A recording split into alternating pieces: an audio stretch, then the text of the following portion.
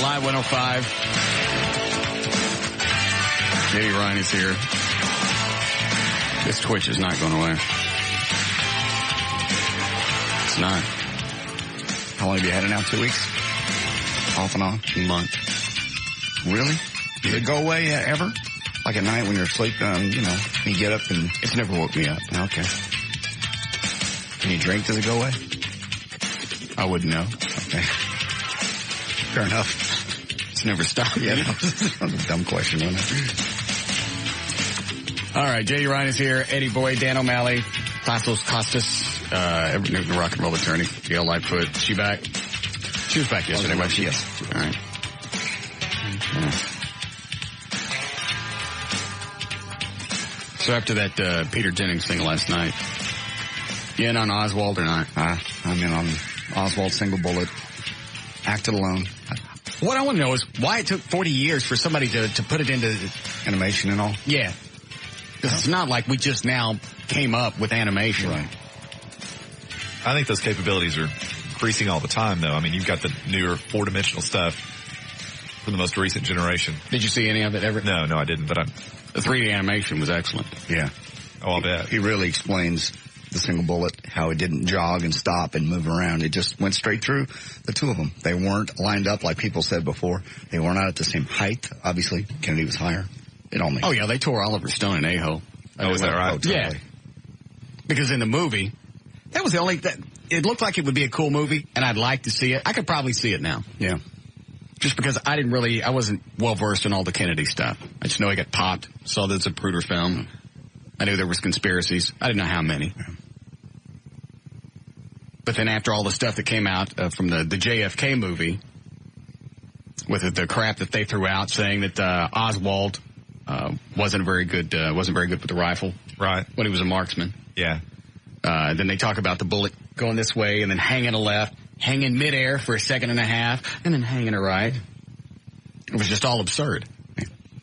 When you watch their animation and then you watch the Zapruder film, they're identical. Yeah. We've got it on tape if you want to watch it. It's neat when technology catches up to real life. You know, the Green River Killer, that guy that pled guilty to, I think, 49 murders a couple of weeks ago. I don't know if you heard about it or not. The most prolific serial killer in the history of America. Anyway, the reason he ultimately got caught was because back in 82, he left behind DNA evidence that was only recently they were able to, link to him because of advances in medical technology. Right. It's the same kind of deal. But a lot of the stuff with the Kennedy assassination, it's just logistics. The way they had a lot of the conspiracy people, they would line up Kennedy to the far right, Connolly to the far right in the car. Right. So obviously if the bullet's coming down at an angle, it's got to jog back to the right to go get Connolly. Well, Connolly was sitting over to the left. You can see that in the film. I mean, it's not even borderline. There was a jump seat that was low and to the left. Right. Yeah, because there were 3 rows of seats in the limo, where the driver was, and then where the Connollys, and then the Kennedys. It just seems like with I don't get it. Because and with Kennedy's head going backwards, you can see when he gets popped in the head, it goes forward first and bounces, I guess, off his own chest? Yes. And I had the same argument with Matt, the computer guy, the other day. He just went on and on and on about how his head snaps back, and I go, his head never snaps any which way. I said his head moves forward, and then he falls off to the left. I go, he just kind of bounces over. You never see his head to where his chin snaps up in the air, and that's the way they always present it, that it just something hit him in the front, and his head snapped completely backwards, and then he falls over. Yeah, it looks like the bullet went through. His head was already down like this, and it just looked like it hit him and went back like that. Yeah. Just like it bounced off his chest. And then he just fell over to the side. Oh, and the Sixth Floor Museum sent me the new Zapruder film. Oh, really? The one that they went back and digitized and cleaned up, and it's got the area normally where this 8mm sprocket holes are. Mm. There's like another 25% of the image there. I didn't know. Yeah. Really? Yeah, you don't really catch anything. You're able to see more of the motorcade and the police officers directly behind the Lincoln, to where the stuff you normally see on video is just the Lincoln. Gotcha. And it's got a bunch of background stuff. I got the DVD on that too. Let's see it. All right. Peter Jennings wrapped it up at the end saying, it was such a prolific event in our lives. We really want it to be a conspiracy. We want the whole world to be in on it. It's hard to believe that just one lone nut just went up in a building and popped our president. Right. We got cheated. You'd hate to think that, some nut with a $12, $13 rifle went and changed the course of history, and not just a little bit. We'd like to think it was the whole world was in on it, Well, and it never ceases to amaze me the extent to which the grassy knoll is a tourist attraction. I drive by it almost every day. And, of course, today the crowds were bigger than ever. But invariably, if it's not pouring down rain, there are at least some people out there with cameras. Yeah, it's always funny just to hang it, even if you don't have any fireworks with you, just to hang your head out the car window and go bang. Because they always jump. Aren't they shutting downtown down tomorrow? Downtown Dallas? I think so, Main Street. All right. That's one of the stories, actually. Take this and we'll get started. Go ahead, Tommy. Hey, what's going on, Russ? Ooh. Are you there? Thanks for the visit. All right. Ready to go? I am. Okay. How long before David finishes editing JD's audio? Why do you do that? Why do you always get twisted? Because I had That always makes me laugh. I know. I can always tell when you're in a hurry, you're trying to get out of here, and you got spots to record. I know, but I don't do it to you.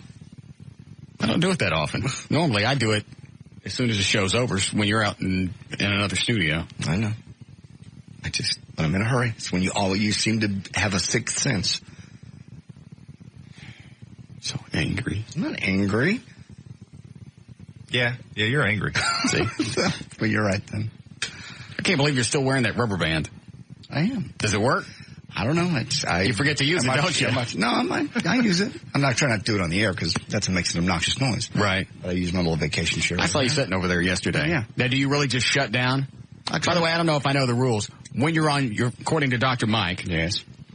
When you start to get tensed up and then you go sit in your little vacation stool. Mm-hmm. Are we supposed to not talk to you? He didn't really say. He just said I'm supposed to be there and picture myself on the beach and just let it all go. Be there it can be as short as 5 seconds. I normally sit over here about 30 seconds. Well, I'd just like to know the rules. Yeah, does it distract you if we ask you something while you're on the beach? I never thought of it. Yes, it does. We could ask you ocean-related questions. Yeah. Would that be okay? That would be all right. How about if we just kind of walk by and spit on you? No, prefer that you didn't do that. That would remind me that I'm here. You like the mist of the ocean? No, Yes. I want the mist. Perhaps with some salt. I was sitting there the other day before the show, and then Eddie makes a seagull sound really loud, scared the crap out of me. He goes, I thought you were at the beach. Thanks a lot, Eddie. Relax. So it didn't help? No, it didn't. All right, good. Go ahead, Jay. Yeah, man, just listening to you talk about the JFK earlier, the JFK incident, and How dare you eavesdrop? just because he acted alone, that doesn't really mean that he wasn't put up to it, though. You gotta figure that in. If you read anything about it or any literature on the subject. Well, the way the way they presented it, and just the few things that I've read over the past couple of weeks, Oswald couldn't find anybody that liked him. He couldn't hook up with anybody. Russians didn't want. Isn't that right? Yeah, he was trying to get back to the Soviet Union. They wouldn't allow him to come back. He was trying to go to Cuba. They wouldn't allow him to go there. I mean, he even went to Mexico at one point to try to go to Cuba, and they wouldn't allow him to go. He was one of those people that never actually found his niche. And like I said about 2 months before that, he tried to assassinate a general, and they know that for a fact. Was that Walker? Yeah, General Walker, because I believe it was over his dishonorable discharge, and he was trying to get that overturned. And Connolly was another one that he had it in for, because Connolly did the same thing to him as Walker. So, the only thing that was iffy on the whole deal with me was if he was trying to kill Kennedy or was he trying to kill Connolly? Oh, because he was really mad at Connolly over the not being able to get his dishonorable discharge. His brother thinks he was just looking for a way to become a celebrity, immortal. In fact, I didn't even know his brother was alive. I saw him was on an interview. I think they had him on the ABC thing last night, and I think he was doing some stuff he's going to do an interview tomorrow. Okay. With NBC. Anyways, Jay, so I don't know. It doesn't seem like anybody wanted to hook up with Oswald. Well, Jack Ruby didn't kill him for nothing, though. Well, according to Jack Ruby's friends, he was all over Kennedy. That's all he kept saying was, he killed my president. And they always said he was a hothead anyway. That was his nickname, Sparky. And your guess is as good as mine. All right, thanks. And even with all the stuff that was on ABC last night and the way they presented it and how it was all laid out in a logical fashion, anybody can go back and say, well, you can compare all that to the autopsy photos, but the CIA could have doctored those up. They could have changed all that. Mm-hmm. There's still people that think that the Zapruder film was altered. Did you ever hear that, Eddie? Yeah. That he gave it to the CIA? Actually, he gave it to somebody. He gave it to somebody, and they took it off to be developed. And part of the conspiracy theory was they went and they did crap with it and then gave it back. Here's your tape. Bugs Bunny did it. Yeah, clearly. And there was another chick that said she had film of the shooting. She went back home. The plane landed, and the government met her there and took it. And she's never seen it since. So, I mean, they come from all different directions. Yeah. I'd never heard the fact that the Zapruder film had been altered. I don't think we had the technology back then to alter films and make them look like we do today. Isn't that a relatively new...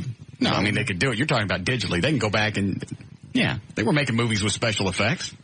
Right. I don't know how quickly they could do it or what they could get away with. Right. But I'm sure something's there. Draw those stick figures on each frame. Claymation. Yeah. Howdy, Davey. Go ahead, David. Randy. Yeah, I had a question for Everett. I put some cash in a envelope and stuck it. I was dumb, but I put cash in an ATM machine. And the next day I called, my balance is low, and they said they never got the money. So whoever went to the machine took the money out of the envelope, and they said they never got it. So I want to see what I can do. Don't do that anymore would be my best advice. Recourse? Yeah, I understand zero. it. They said they went through the security cameras and everything, and they couldn't see me clear enough to count the money, and so it's their word against mine.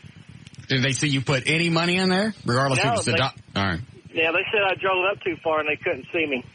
Yeah, I think that's one of those situations where you're just going to have to bear the loss of that. What'd you put in? $600. $600? Yeah. Yeah, I wouldn't have done that. Never got it. I don't think I've ever done cash in a 9 deposit. Thanks, Randy.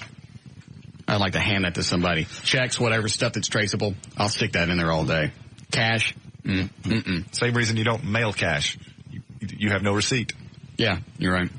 All right, you ready to go? Sure. All right, 324, J.D. Ryan's on Live 105.3. Thank you, Russ. Brought to us by Miller Lite and Expedia.com. This hour of the Russ Martin Show is brought to you in part by Miller Lite. Expedia.com, making it easy to find the trip you're looking for. Expedia.com. Don't just travel, travel right. And by the brand new car toll is opening up in South Lake. I'll be there tomorrow from 2 until 4. It's 2550 East South Lake Boulevard. That's super sales on car, audio, and phones, and some movie passes, t-shirts, and good stuff. See you there tomorrow. Friday, November 21st, 2003. Ken Griffey Jr. was 34 today. Troy Aikman turns 37. Goldie Hawn is 58. Harold Ramis is 59. And Marlo Thomas is 66. Over the weekend, our good friend Jamie Lee Curtis turns 45. Bitch. Billie Jean King is 60. Lousy bitch. Terry Gilliam is 63. Rodney Dangerfield, 82. And then on Sunday, Steve Harvey is 47. And Steve Landesberg is 58. Also on this day, she was, I know. On this day back in 1980, an estimated 83 million TV viewers tuned in to see Dallas to find out who shot JR. Turned out it was Kristen who played that chick that shot him. I can't remember what she played. Well, No, you had it right. The chick. The shot him. That shot him. Saturday marks the 40th anniversary of President John F. Kennedy's assassination in Dallas, and the world is remembering in a variety of ways. That president who they got shot. Sixth Floor Museum in Dallas is opening a special exhibit of Jacques Lowe's pictures. He was the personal photographer for John and Robert Kennedy. More than 40,000 of Lowe's negatives were in vaults in the World Trade Center in New York and were destroyed on 9/11. Luckily, he saved the contact sheets in his Manhattan studio. The Dallas Museum, near the spot where Kennedy was assassinated, is among the locations marking Saturday's somber anniversary. It will open a special exhibit of pictures by John and Robert Kennedy's personal photographer. After posting, Michael Jackson, after posting his $3 million bail, he was allowed to leave, flashed the peace sign, gave thumbs up, blew a kiss to everybody waiting, jumped in his SUV and went back to Vegas, presumably to finish filming the video One More Chance, which is ironically written by R. Kelly. Michael's spokesman issued a statement saying, quote, "Lies run sprints, the truth runs marathons. The truth will win this marathon in court." Chuck Norris's stunt double had a little action this week. This is his stunt double from Delta Force 2, Operation Stranglehold. Is this a new movie? No. Isn't Delta Force too old? Yeah. This guy was just stunt double in that movie. Oh, okay. Earlier this week, a twin-engine Cessna crashed short of the runway at the airport in Fort Worth. 30 seconds after the plane skidded to a stop, it was engulfed in flames. Luckily, the 47-year-old Kenny Gibson of Dallas, Chuck Norris's former stunt double, was on board. The plane's pilot was having trouble opening the door because the cabin was pressurized, and they were running out of time. Kenny kicked open the door, helped the pilot save him and 2 other passengers on board the aircraft. Jonathan Brandis has died. He had a starring role back in 1991 in The Neverending Story 2, The Next Chapter, and 2 seasons of Steven Spielberg's Sequest DSV. He died at the age of 27. He's on my Deadpool list, by the way. No, he's not. Yes, he is. I called him the other day. Before he died? What day was it? Yeah, 2 or 3 days ago. Why'd you call him? Just hunch. You don't have a hunch. I had a hunch. How old was this guy? 27. County coroner's office is investigating the death, Why did you call him?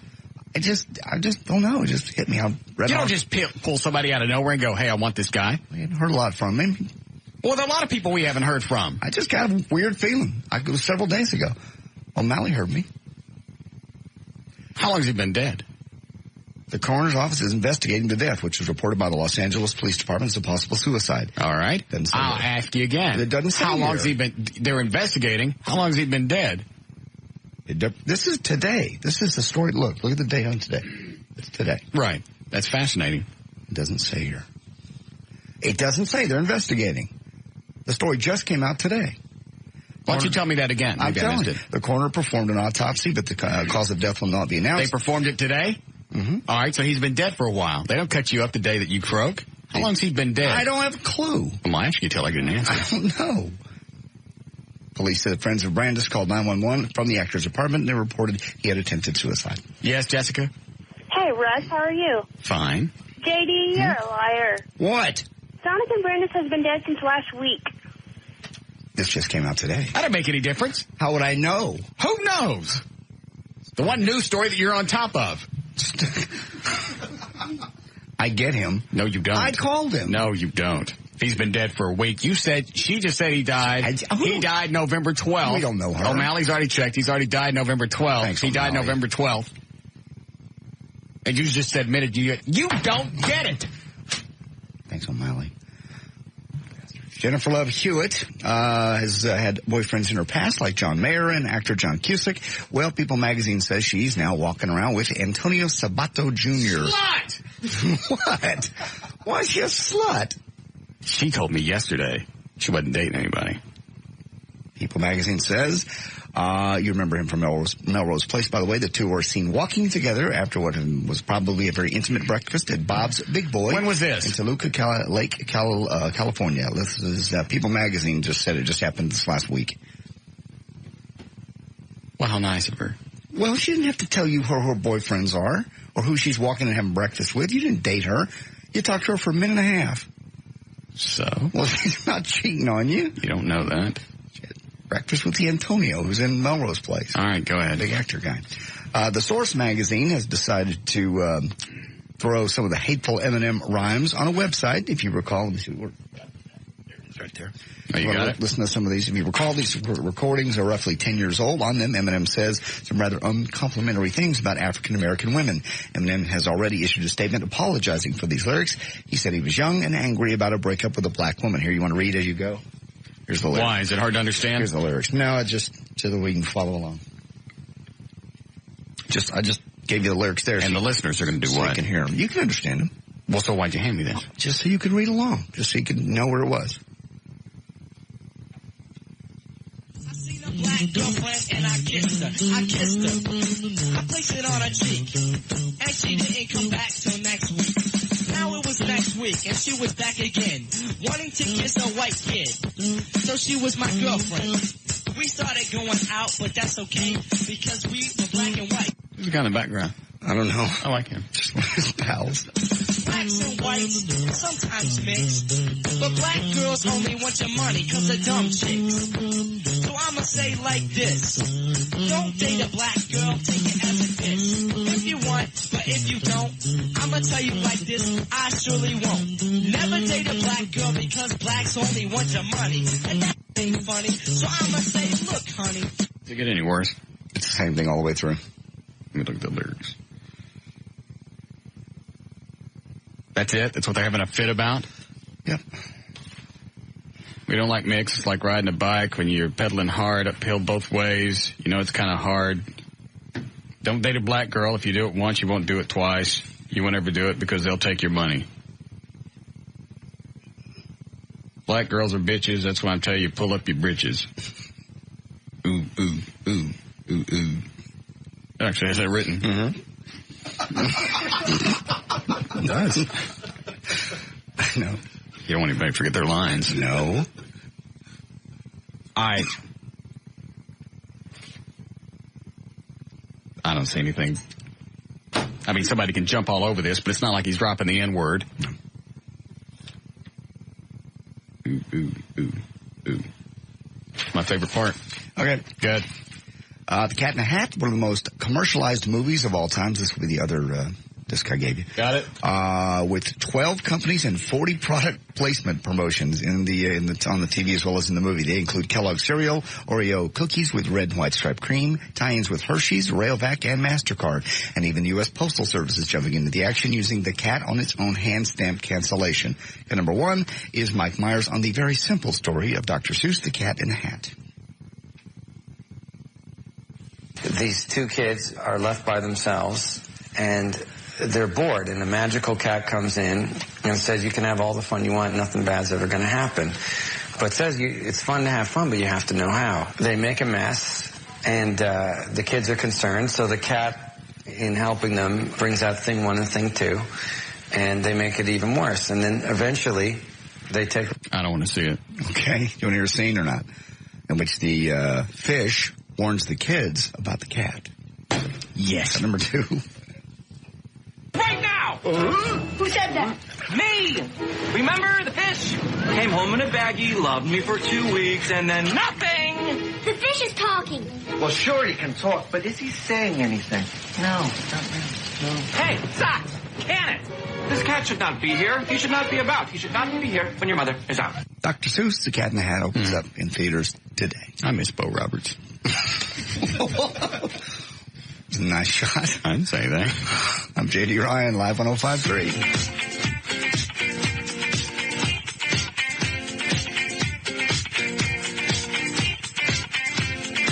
This is Russ Martin.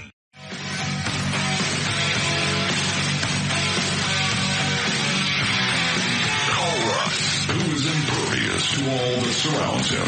Now at 214-787-1053.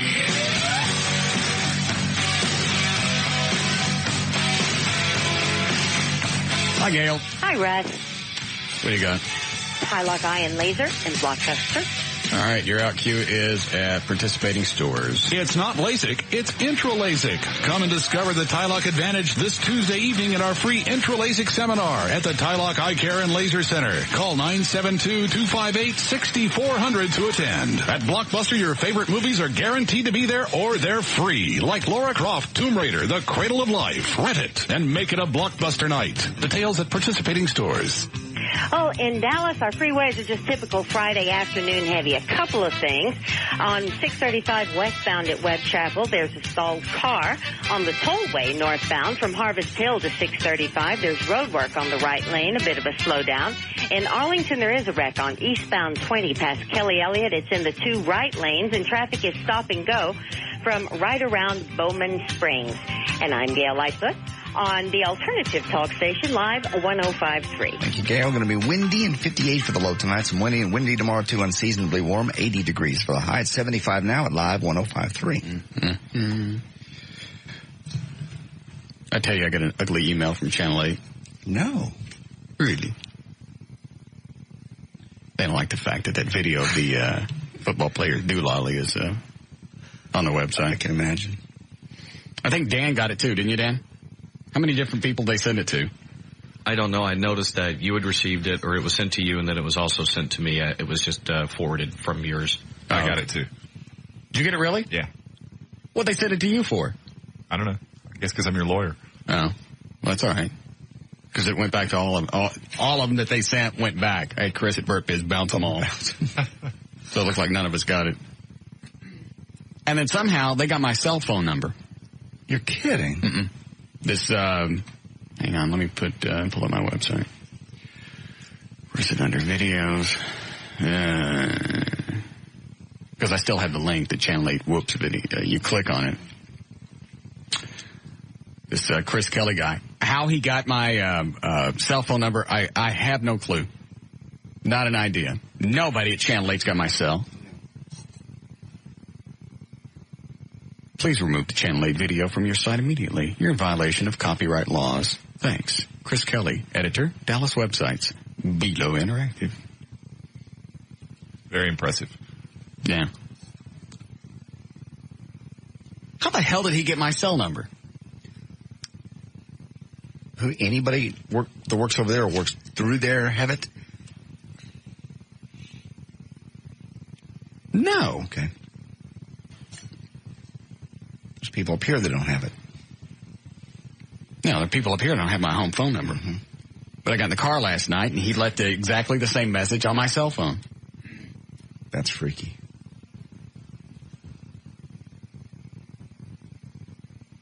I'm just trying to think of who I know over at Belo that would have it. Could be anybody. Nobody's got it. I don't know anybody over there. The only person that had it over there was Brumley, and he's dead. What about maybe some chick you dated? I hadn't banged anybody at Channel 8. Well, maybe she has a friend. My point is that it's out there enough to where there's no telling how. Well, I don't know how you got the number, but you don't call me on a private number if it's something work-related. Mm-hmm.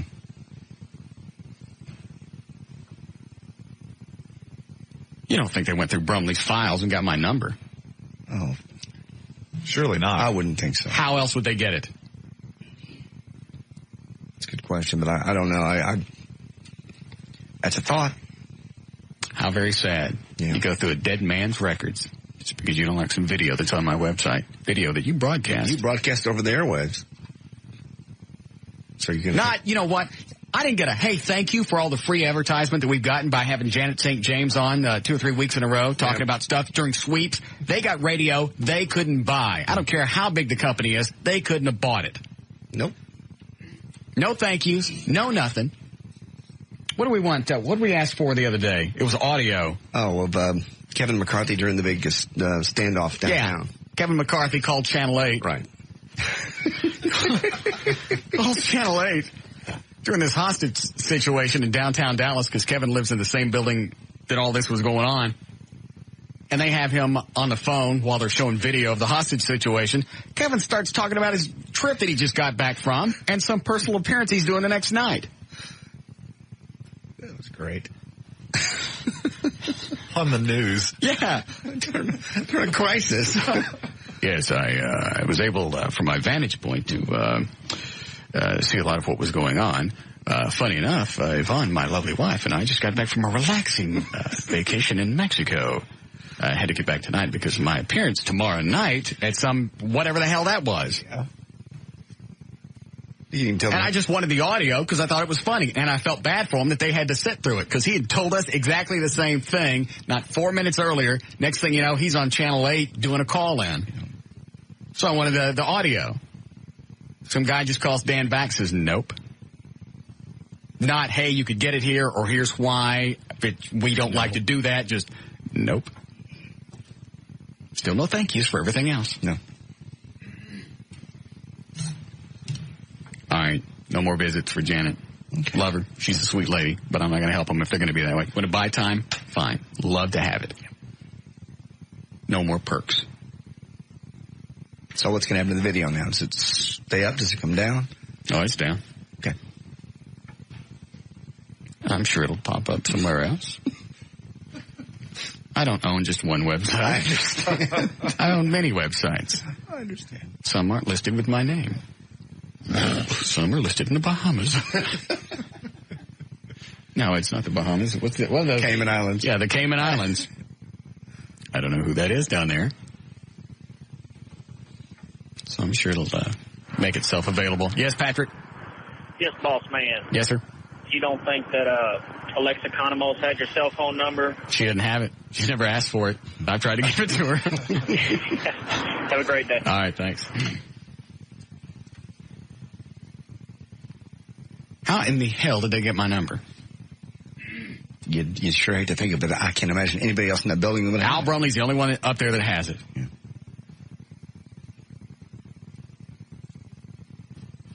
That's what they did. They went through a dead man's records to try and get my contact number. Had to.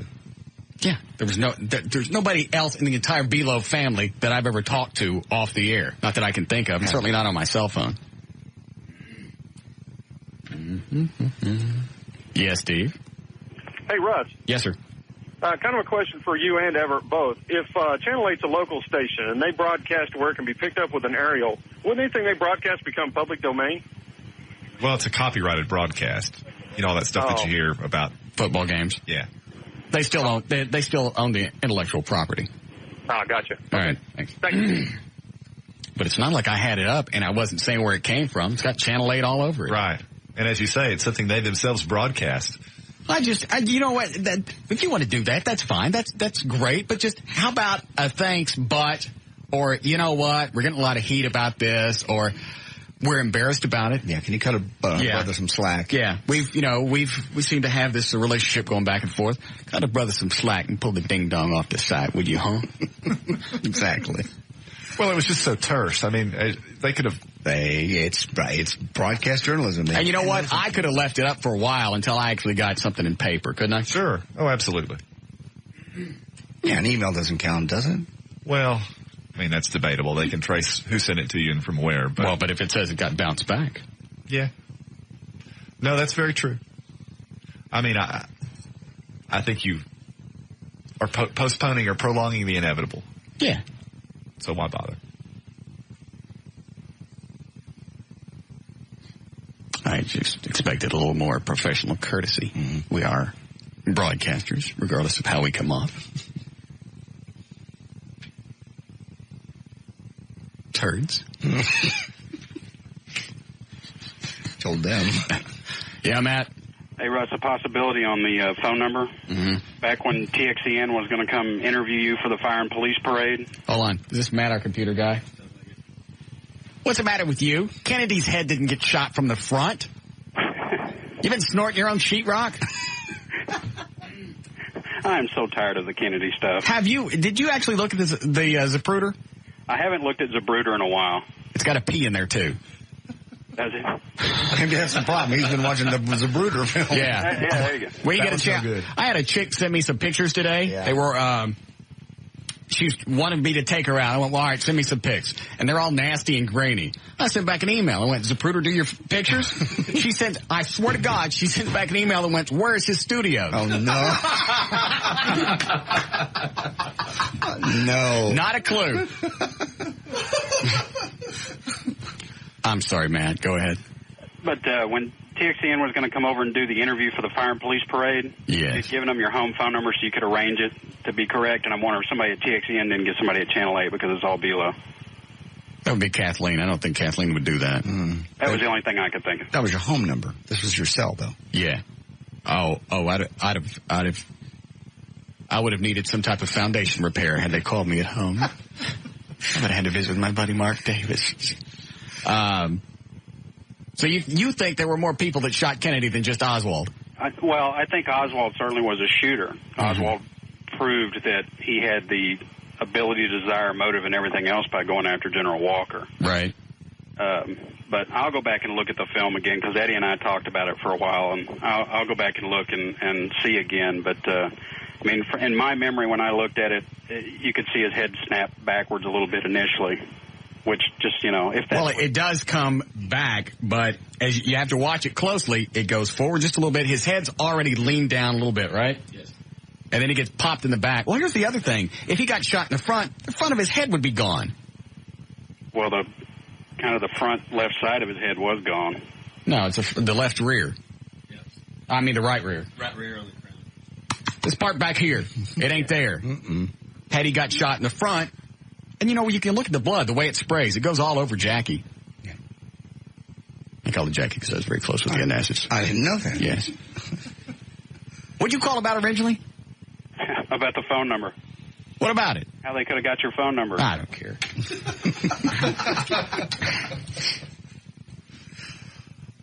And she kept that same dress on, I believe, when she got on the plane at left field. She said she didn't want to change it. She wanted people to remember what they did to him.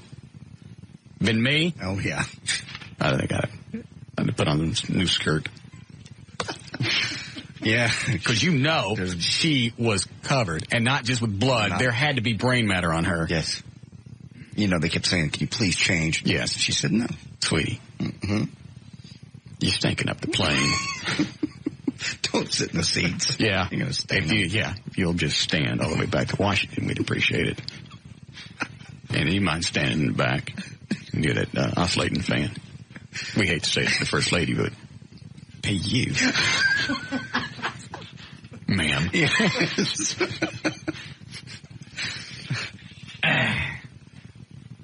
It is just so weird that it's almost like it's a mystery and somebody wants to be the first to solve it. Right. And I think that's why all the conspiracy things were coming out. They go, okay, it's so weird that Oswald could have done it on his own. Let's go look at this. Maybe we'll explore this, and then something will pop. I think that's what it is. It's just a great, big, bold mystery, and somebody wants to be the first to figure it out. Well, I don't think it's going to happen if it hasn't happened by now. I like, just by the way that ABC broke it down, and you go back and you look at the film, and you look at the diagram that they have, it all makes sense. That there's no mystery, special retardo bullet that, goes out and hangs it right and hangs in the air for a minute, has a smoke, and then hangs to the left and goes and gets some Conley. You look at it, Kennedy's over to the right, to the far right. He's even got his right arm hanging off the door. So that's how far over to the right he is. Conley, because he's on a little jumper seat, is moved over to the left, and he's about 3 inches lower. And it all works. It just amazes me that it took somebody 40 years to actually draw it out and go, look. Mm-hmm. And the deal on ABC left no question in your mind at all. No. And they did the little 3D of just Kennedy and the movements, and then you watch the film, and they're identical. Yes. Yes, Mark. Hey, man, that was Quincy Carter's dong. Dale Hansen said it on his radio show today. How do they know whose ding-dong it was? That's what it said. He said he didn't even find out about it till the next day. Literally, everybody missed it. And then there is no way you missed that on the video. They could say whatever they want. There is no way. The reporter had to see it. The camera guy had to see it. Then it had to go back and be edited. Whoever did the editing missed it. And then master control. And those are the people that actually fire off the... What? He didn't even see it till the next day. And if I was Quincy Carter, I think I'd sue somebody. Yeah. Weird watching the Cowboy game this week. Yeah. The only thing... Well, we just... it's so cold here. Really? I mean... I know. I think I would deny that was me. I think they should not have brought out who it was if they knew. Especially if it's the quarterback. I mean, you don't want to think of your quarterback. Yeah, kicker or somebody that's... Yeah, macro penis is all right on a kicker. Maybe he had it in a cup of Haagen-Dazs or something. He just pulled it out and walked by. You know how hot they get during a game. Yeah. They normally do shove it right in the Haagen-Dazs. Yeah. The second they get in the... Man, I wish I had me a cup of polar bear. I could soak my balls with some ice cream. No, I think it was... How embarrassing. Well, I mean, he's been playing a game, you know. I don't care. Well, just to put the facts in a light most favorable to Quincy, I'm sure he wasn't dwelling on the poon froth. He was thinking about the game. I understand. But even me, even in my most white state, I'm sorry. Or maybe it's just because he's big and muscular. Yes, that's it. And by comparison, makes him look like he's got one of those macro penises. But he really didn't know he was going to have to give it a couple of tugs before he walked through the locker room. No. But I think I would anyway, just so the guys would see it. You'd tug on it? You don't want to walk through the locker room with a little one? Yeah, but you tug on it too much and you walk through there with a boner. What's that going to do for your reputation? Well, that was the other thing that we brought up. Had he walked through the shot and he had some action going on, that whole video takes on many different colors. Yes. How did anybody miss that? What's he doing? Hold on. Yeah, Bobby. Hey, Russ. Yeah. Hey, that was Quincy Carter that was sitting on the bench when they were had the camera on him when the guy walked by. So that couldn't have been Quincy Carter. All right. Because they were talking about the game, and they had the camera on Carter, and then whatever that was that walked by. That was not Quincy, so I don't know who it was. I think whoever it was, I'd keep my yap shut. All right, thanks. Did David bring in the audio of JD having his fit? Where is it? Here? Yeah. How are we doing? JD had a fit? It was an induced fit. Was not. It most certainly was. He was cutting spots we mentioned this when we started the show. He was cutting spots last night. Right. You can always tell when he's in a hurry because he's running around. Why don't you get a mouthpiece that comes all the way to the front of your head? He's got one of those headsets for his cell phone. Right. And it stops like at his cheek. Okay. So it makes his head look that much bigger. So he's running around in the building talking to Joy. Okay, all right, I got to do this. And yeah, I know. We have plans. I thought you normally don't see her in the. It was Thursday. Thursday. No, I normally don't. Odd situation. She didn't have her kid. Okay. Cut number 2, Eddie. Should be more. All right. Test 1, 2. We're rolling. All right. Here's the start. Okay. This will be for car toys. It'll be the one that says today. In 3, 2, 1. Hey, it's J.D. Ryan with the Russ Martin Show. I want you to come out and join me for the grand opening of the brand new car toys in South Lake. I'll be there Saturday from 2 until 4. That's at 2550 East South Lake Boulevard. Car Toys having super sale on all sorts of car audio and phones. While you're there, pick up some movie passes, T-shirts, and more. You want a Coke? No, I don't want a Coke. What are you doing? Oh, I didn't see the light on. It goes around in circles. It's a big rotating light. I don't quit it. I don't know what you're doing. Stop, really. I gotta do these. Oh, you know what? Never mind. You know anything? No. Damn it. How do you go? I've got to get out of here. Door's waiting. 3, 2, and 1. Hey, it's J.D. Ryan, Russ Martin Show. Come out and join me for the grand opening of the brand new car toys in South Lake. Say J.D. Ryan, Russ Martin Show. J.D. Ryan with the Russ Martin Show. You didn't say with. Don't do that again. Why? Say with Russ Martin Show. Oh, okay. Not J.D. Ryan, Russ Martin Show. Okay. Sounds like you're giving yourself top billing. Well, I think I probably did the first time. If you hadn't screwed me up, it'd have been fine. I'm introducing myself, Eric. Don't help me. Don't tip on me. Look, I'll be there Saturday from 2 until 4. You know where it is, 2550 East South Lake Boulevard. Seriously, man. That door's... You want a Coke? No. Billy, come on. Do it. God.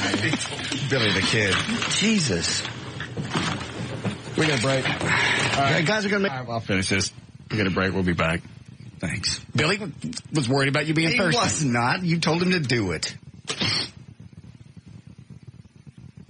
What? No. No! All right, we'll be back.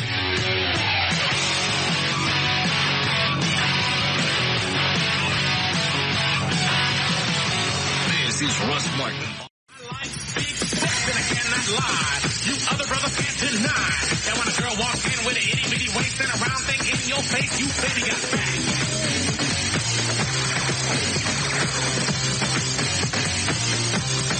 Baby got back. Yeah, baby. You saying my parents are racist? Baby got back. I'd say your father's reaction to that would not be positive. I'm happy for you, son. Why? So you're calling my parents racist? No, I didn't say that. Yeah, I guess I did. Not really racist, just from a different era, a different time. That would be racist. Call him up and see. And tell him I'm dating a black chick. Yeah. See what he says. I will not. Why? Because on the air, I'm not going to get, regardless of what he feels or whatever, he's not going to say anything. But your dad would. Not on the air. Mm-hmm. Okay. How dare you say that about my family? That's not an insult. They're just from a different... If I called my mom or my dad and said, hey, I'm dating a black chick, you think they would wig out? I think your mom wouldn't. I think your mom would know that you're kidding. Yeah, because she knows better.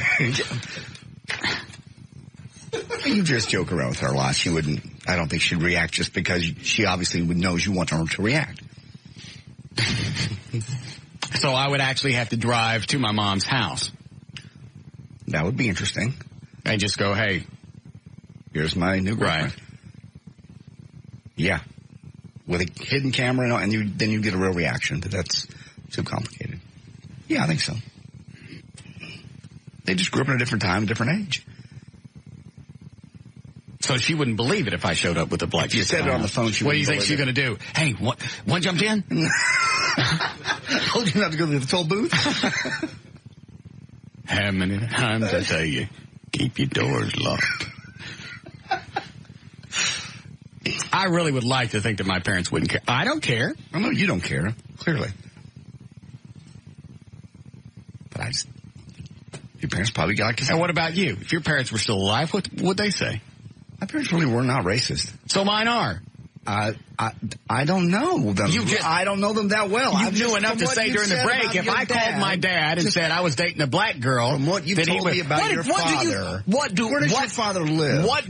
Where does your father live? What difference does that make? It makes a big difference. It's going to be my next question. Why does he live there? Because he hates the city. Okay.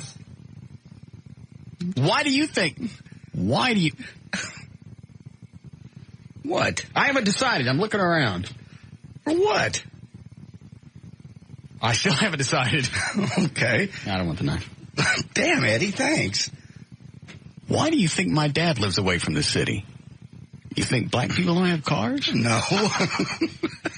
They do. Of course they do. What, do you think he moved someplace where black people didn't live?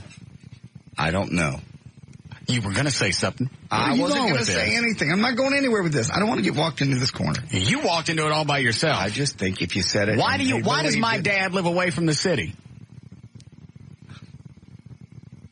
I don't want to say. You get no help from me on this. Everybody else, shut up. We'll sit down until you come up with an answer. Because you said he moved out there to get away from black people. I never said that. That's your word. I never said that. You pushed. You my swear dad, on the Bible. I swear to Jesus. You never said that. I said he moved out there, and he said there's no black people out here. But he didn't say I moved out here because I'm getting away from them. You said. I did not. How dare you color my dad a racist? You've said. And how dare you repeat stuff I tell you? He didn't say that. I may have misunderstood then. How dare you? You're the one. You pushed me to say it. I didn't push you to do anything. You did. You said you're going to sit down until I say it, so I just said it.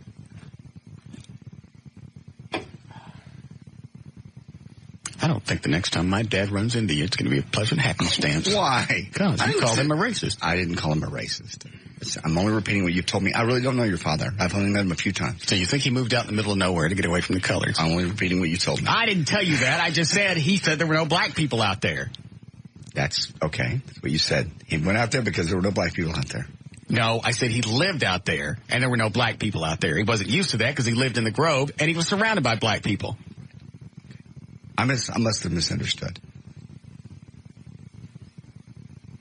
You're lucky I don't know his phone number. That in itself speaks volumes.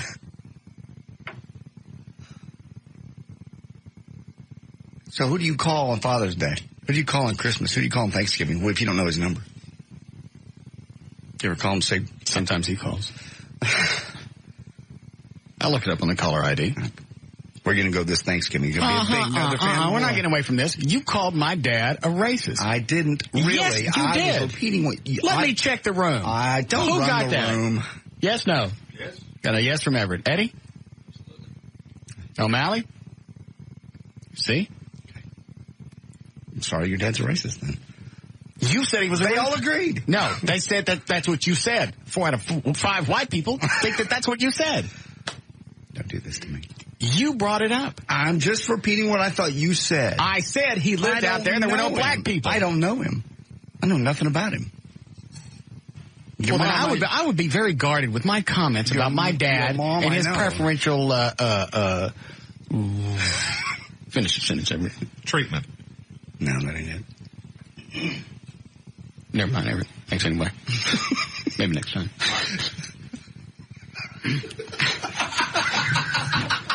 I'll catch you on the next sentence. Give me some warning. There, I would be very guarded with comments about my dad and his all right, and his racism or lack thereof, or lack thereof. You better hope you never run into him. Why? I seriously doubt it'll be enjoyable. Why? What's he going to do? You just called him racist. What's he going to do? He'll probably hit you. Really? Yes. Then we'll be even. I hit his son. I think he'll probably hit you harder. Oh, that's not good. Then I guess I won't run into him. Because he lives way out there with with all the other white people. Yeah. Amazing. What if I didn't have a way to cover that up? Cover what up? You brought it up. No, you brought it up that my dad was racist. You started this whole thing. You said my parents would have a fit if I told them I was going to date a black chick. I started off the air, actually. And then you still said it? On the air or off the air? How dare you? I've never called your dad a racist. Add some water. Let's ask him something. No, don't. You know my dad. I don't know your dad. I'm just. Well, then why would you throw something out like that? You said. I said he lived at Pleasant Grove for like 40 years. If he hated black people, he wouldn't have lived out there. No. He'd have moved a long time ago. It's retarded. Okay. You said. As soon as I find his number, you're going to call him and apologize to him. I didn't say that about him. I said that's what you said about him. I don't know the man. Well, then how would you come up with that opinion? Because that's what you said, and you know him. I never said that he would have a problem if I dated a black chick. That's true. You never said that. I was spinning off of the whole where he moved to thing. That has nothing to do with anything. Then he would have a problem with you. So after 60 years, he decides he don't like black people and decides to move off where there aren't any of them. Possibly. I don't know. I don't know your dad. Obviously, you know enough to throw dispersions on his cast dispersion. You throw rocks in his water. I'm not doing any of that. Not doing any of that. What's the matter with you? A rubber band. I'd rather you put it around your neck. No. Mm-hmm. Yes, Casey? Russ? Yes, ma'am. It seems like you have a redneck pappy. Why don't you take a black girl out there and see what he does? I don't think he'd do anything. And that way you can tell if you have a redneck pappy or not. Well, first of all, if he saw you out there with me, he'd wonder what the hell you were doing out there. No, I'm not a black girl, but I have black girls that are friends. Okay. And I'm sure I can get one of them to escort you out there. Pretty one? Huh? Pretty chick?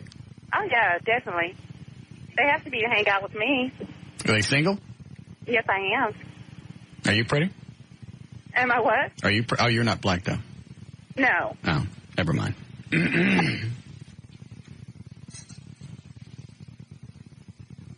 You owe my father an apology. If it weren't for him, you would be making dog crap money right now. It's true. And you called him a black hater.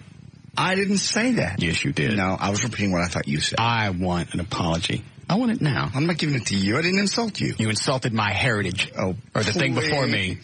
What do you insult? Predecessor. Yeah. That's a better sentence, huh? No. That's why your mic's still off.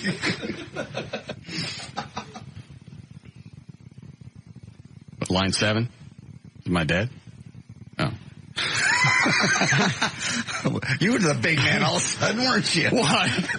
And my dad saw you shrink. Well, I don't know who is going to be pissed off at me. Me for letting you say that and not jumping all over your ass?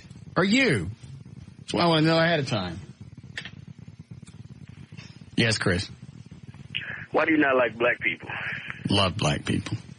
Well, why do every so often you'll like say a word that rhymes with nigga, but you won't say actual nigga?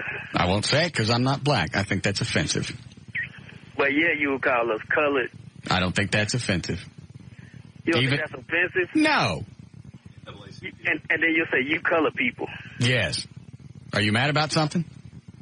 Yeah, I mean, I think that's kind of foul. You like. Why? Because you know we don't like being called colored. I don't know what you don't like. I never get the faxes or memos. It changes like every 3 or 4 years. It goes from colored to black to African American. I don't even know what it is now. It changes about every 25 years. It does not. You still have the NAACP that's around. How come they haven't changed that? I don't know. I'm not a member. I thought you had to be. That's beside the point. You say you are. Do I? Yeah, I don't care what you say. I think you're already a member. I'm not a member of the National Association for the Advancement of Colored People. No.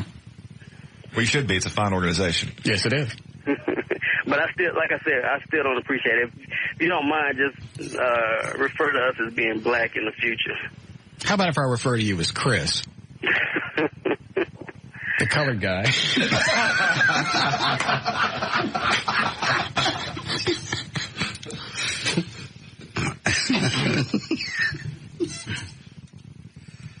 Like I said yesterday, I don't blame any black person that hates white people. I just don't. No. And you know what? It seems like older people, like in their 60s, 70s, they're just kind of cool with anything. They have more tolerance. You learn tolerance as you get older or you die. Or maybe you just put up with it for it so long you go, hey, white people are idiots. They don't even... Screw it. There's no reason for me to get mad. Because even if I get mad, they're still going to be idiots. Doesn't change anything. Well, I bet your perspective changes on what's important once you reach your 70s. You know, if you're approaching death, I kind of doubt you're too worried about the color of people's skin at that point. Yeah. Yeah, it's too bad you don't get a grasp on it until you're almost dead. You owe my father an apology. Okay.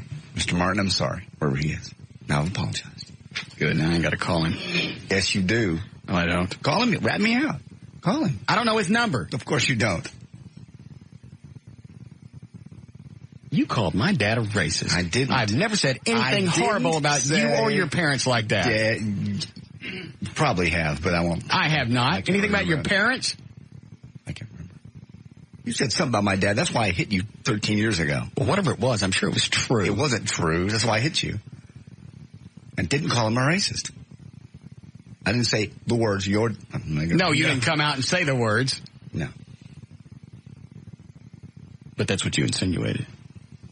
It was a tacit admission. He's making up for the thing from earlier. Good. How are we doing, Eddie? Getting close. I hope the rest of this audio I'm going to play, I hope you drop the N-word. I don't. We'll see. I do not.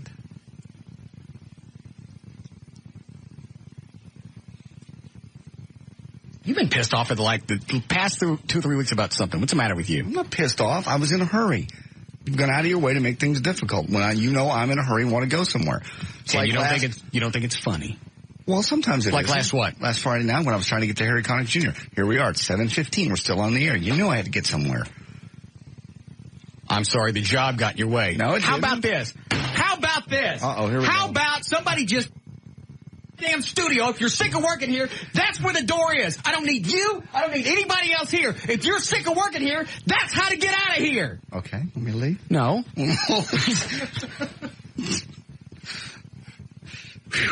That was impressive. That was good. Thank you. That was a good one. Halfway through, I went, that's it. I've done it. That was the button. I wonder where it was. No, we got too much show left. If I pull something like that, it'd be about 6:58. Okay. I can swing 2 minutes by myself before the things come in.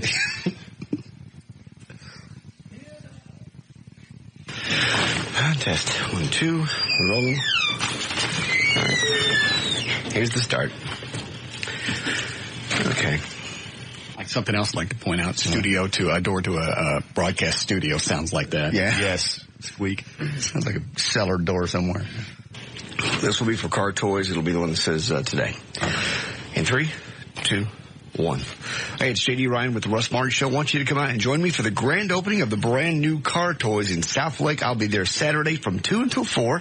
That's at 2550 East South Lake Boulevard. Car Toys have a super sale on all sorts of car audio and phones. While you're there, pick up some movie passes, T-shirts, and more. You want a Coke? No, I don't want a Coke. What are you doing? Oh, I didn't see the light on. It goes around in circles. It's a big rotating line. I don't quit it. I don't know what you're doing. Stop, really. I gotta do these. Oh, you know what? Never mind. You know anything? No. Damn it. Where you go? I've got to get out of here. Joy's waiting. 3, 2, and 1. Hey, it's J.D. Ryan, Russ Martin Show. Come out and join me for the grand opening of the brand new Car Toys in South Lake. I'll be there Saturday from 2 until 4. You know where it is, 2550 East South Lake Boulevard. Seriously, man. You want a Coke? No, Billy, come on. Do it. God. Jesus. Yeah, guys are going to make me late. In 3, 2, 1. Hey, it's J.D. Ryan with the Russ Martin Show. Well, you just start over and, pick up where you left off and edit it together. I just like to get it all in one take. It's only a 30-second deal. It shouldn't be that big of a deal to get it without having to edit it. Oh, I'm sorry. I didn't realize it was becoming a problem. You knew it was becoming a problem. I apologize. Grand opening coming up for the brand new Car Toys in South Lake. Car Toys. You're going to have a blast. Come out and see me. I'll be there from 2 until 4. Seriously, man, I've got to go. All right? Well, just please. I don't do this to you when you're doing it. God. Please, really. 3, 2, 1. Hey, it's J.D. Ryan. I want you to come out and join me for the grand opening of the new... Oh, I screwed it up. No, I screwed it up. What's the matter? I screwed it up. Thank you. You got me. Quit it. Oh. Get out. All right. 3, 2. Wait for the door to close. 1. Hey, it's J.D. Ryan with the Russ Martin Show. I want you to come out and join me for the grand opening of the new Car Toys in South Lake. I'll be there Saturday afternoon from 2 until 4, 2550 East South Lake Boulevard. Car Toys having a super sale on all sorts of car, audio, phones, whatever it is. You can pick up free movie passes. I've got T-shirts. I've even got WWE prize packs and goodies. Come by and see me once again at the new... Oh, damn it. Seriously. I'm going to knock you out. I didn't hear that part. Wow. First you threaten you're going to hit me, and then you call my dad a racist. I didn't. It just... Ain't you on a roll? No. I'm not. Why don't you just start wearing shoes with wheels? Because I'm on a roll. Yeah. You can call Joey to explain why I'm late. Will it? I'll pay that one Monday. No, I've got to do that. Really, Ross? Seriously. Damn it. 3, 2, 1. Hey, it's J.D. Ryan with the Russ Martin Show. Joe, come out. Guys, you got me pissed off. And then do a what are you hitting? I was just jumping on the floor. Never heard you mumble when you were pissed. Just get all twisted. Sounds like you're hitting yourself. No, I was just smacking the board over there. Oh.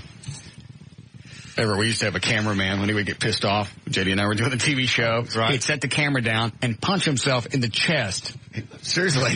Yeah. Why? Because he was a freak. He was a total freak. Tell him what he did in Mexico that time. He got pissed off at the camera.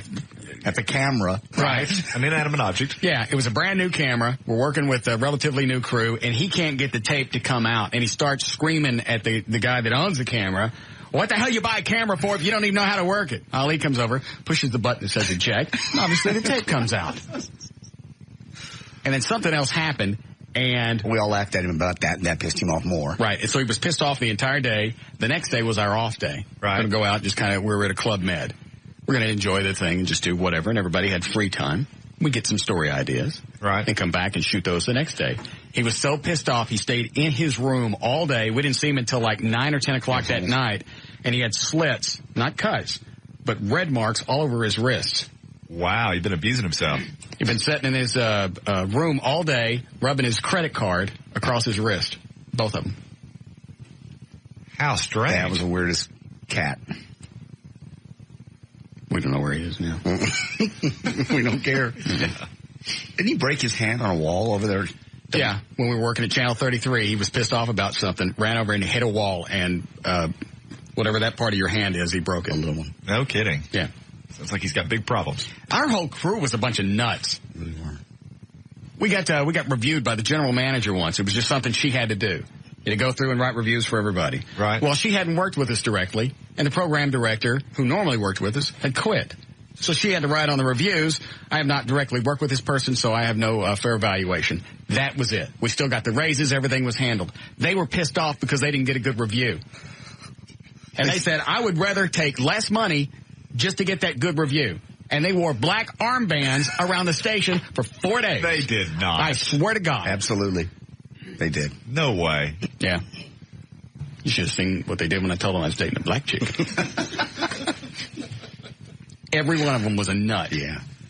One of them, when we finally let him go, on his way out of the building, he stops by the van and starts taking out the stereo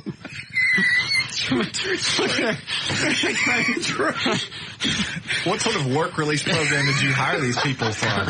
Starts taking the stereo out of the van. And JD goes out there and goes, what are you doing? He goes, well, I was there when they were putting...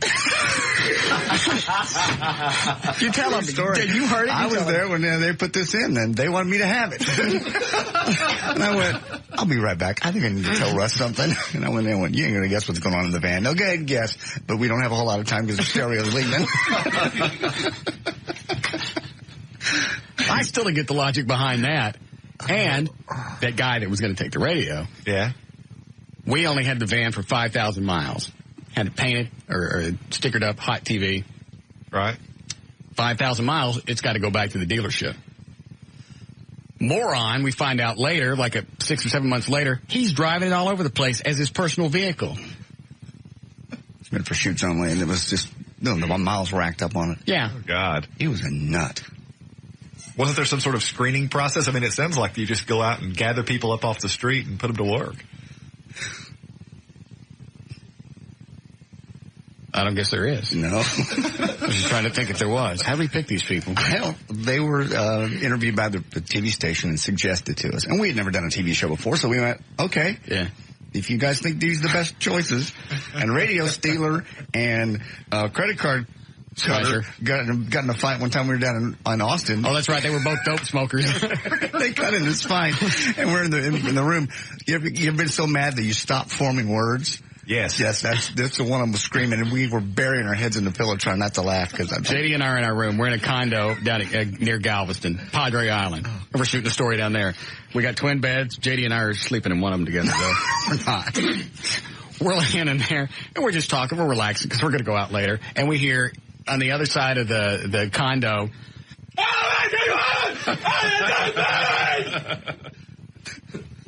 and JD and I are giggling like kids.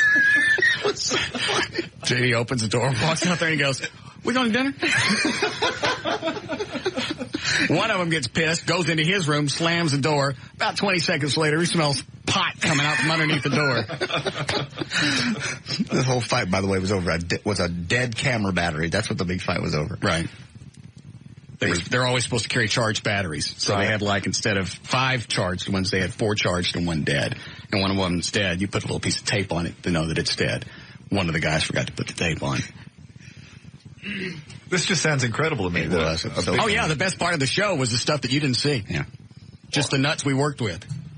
I mean, have they cleaned up the camera industry at this point? Or, I mean, are people out there still doing this kind of stuff? Is this known to be a problem? I don't know. We don't know. Hold on. Yeah, William? Hey, what's going on? Mm-hmm. Russ, I was propositioned today by 2 different secretaries of work. Yeah? And I'm a happily married man, been married 3 years. And I've never done anything like this before. Mm-hmm. And both women, basically one secretary told me about both of them. Mm-hmm. Because we're all good friends. We always talk about sex all the time, but, it never has gotten... Why didn't you just get to the point? Should I cheat on my wife? Right. Proposition was made like today. Is there a question at the end of this? Yes. Well, my question is, since I've never done anything like this Now, a question starts with why, should I, where, what time, things like that. Should I be inclined to pursue this? Because both of them have said that they don't want anything messy, they don't want any relationship because they're both married. Yes. Okay? So I should pursue it. Yes. I don't know why you're asking me that question. What are your chances of getting caught? If I open my big fat mouth. Okay. My wife. Now, what makes you think they're not going to say anything? Because one of them has a big mouth, and we interact with all these people on our floor, and so people will be able to pick up on the fact that something went on. Let me put it this way. If you're prepared to lose everything you have, go ahead and pork them. I'm not going to say it's going to happen, but that's the gamble. So if it does happen, you're not shocked. Okay. Is one of them black? Yes. Really? Yes. I'd do it. You were married? Huh? Married? You would? I've had black guys tell me that black chicks just get really wild in bed. That's the one that was talking to me, and that's the one that... Oh, yeah, you'd have to do that. I believe your wife would understand. My dad, on the other hand.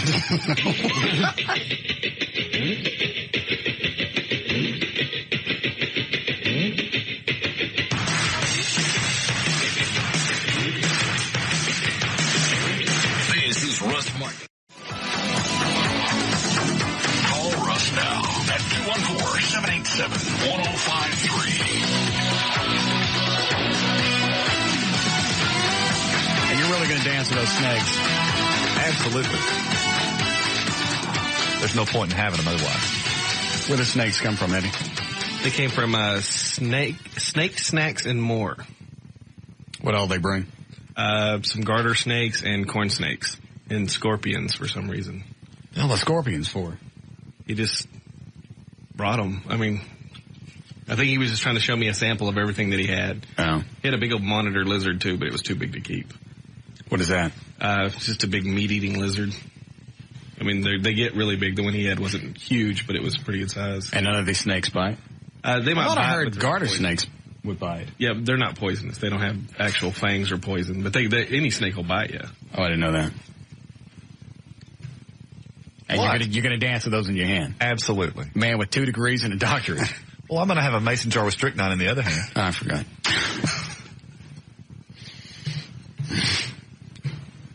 I'll see, can I squeeze out a sermon later so you can dance? Excellent. I look forward to it. What religion is it that does that? It's some denomination of Christianity that's practiced Pentecostal. Pentecostal, that's right. I've never seen that. My dad would take us, before he started hating black people, JD, would take us to Pentecostal church sometimes. Well, clearly he didn't hate black people. Unless he was just going there to point and laugh. Because you told me it was very entertaining. Is that what you do? No. You said it was very entertaining. It was. Okay. They said, and your dad actually went, why would he go to a black church and point and laugh? What's there to point and laugh at? You said it was much of a show. I never said there was anything to point and laugh at. It was a show. They run up and down the aisles and smack people in the forehead. Huh? Well, what? That would be entertaining to me. It wasn't to him. He took his religion seriously. We'd still like to know what you like to point and laugh at. I don't like to point and laugh at anything. We'll wait. Don't do this to me. Please. Nothing. All right. Dan, who did you say was here? It's a couple here that would like you to marry them. I forgot. Well, what a joyous day for them. The minister goes, crap. I forgot. I know. I have other things that go on during a week than just one element of the show. How many of them is there? 6 total. Are they black? No, they're white. I'll do it then. Okay. So I can carry on with my family heritage. 6? Who do they bring? Best man, maid of honor, and each of them has 1 child. Really? Yes. Mixed family. I forgot they were coming.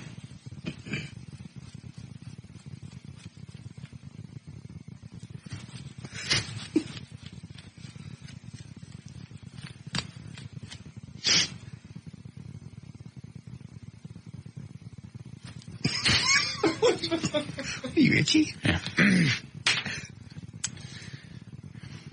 I'll have to pull out an old sermon. They won't know. It'll be new to them.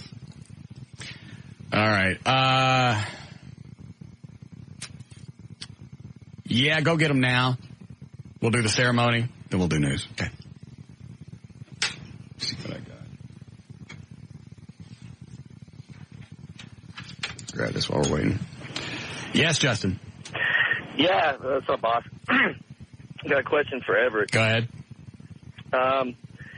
Recently, I took my truck in to get some repairs done. The engine blew up, and I took it to a mechanic. Behind his shop, there's a body shop, and one of the employees there, while my truck was parked, on the road, smacked into it and busted up the back end. And the problem is, he's Hispanic, which means he doesn't have any insurance. Okay.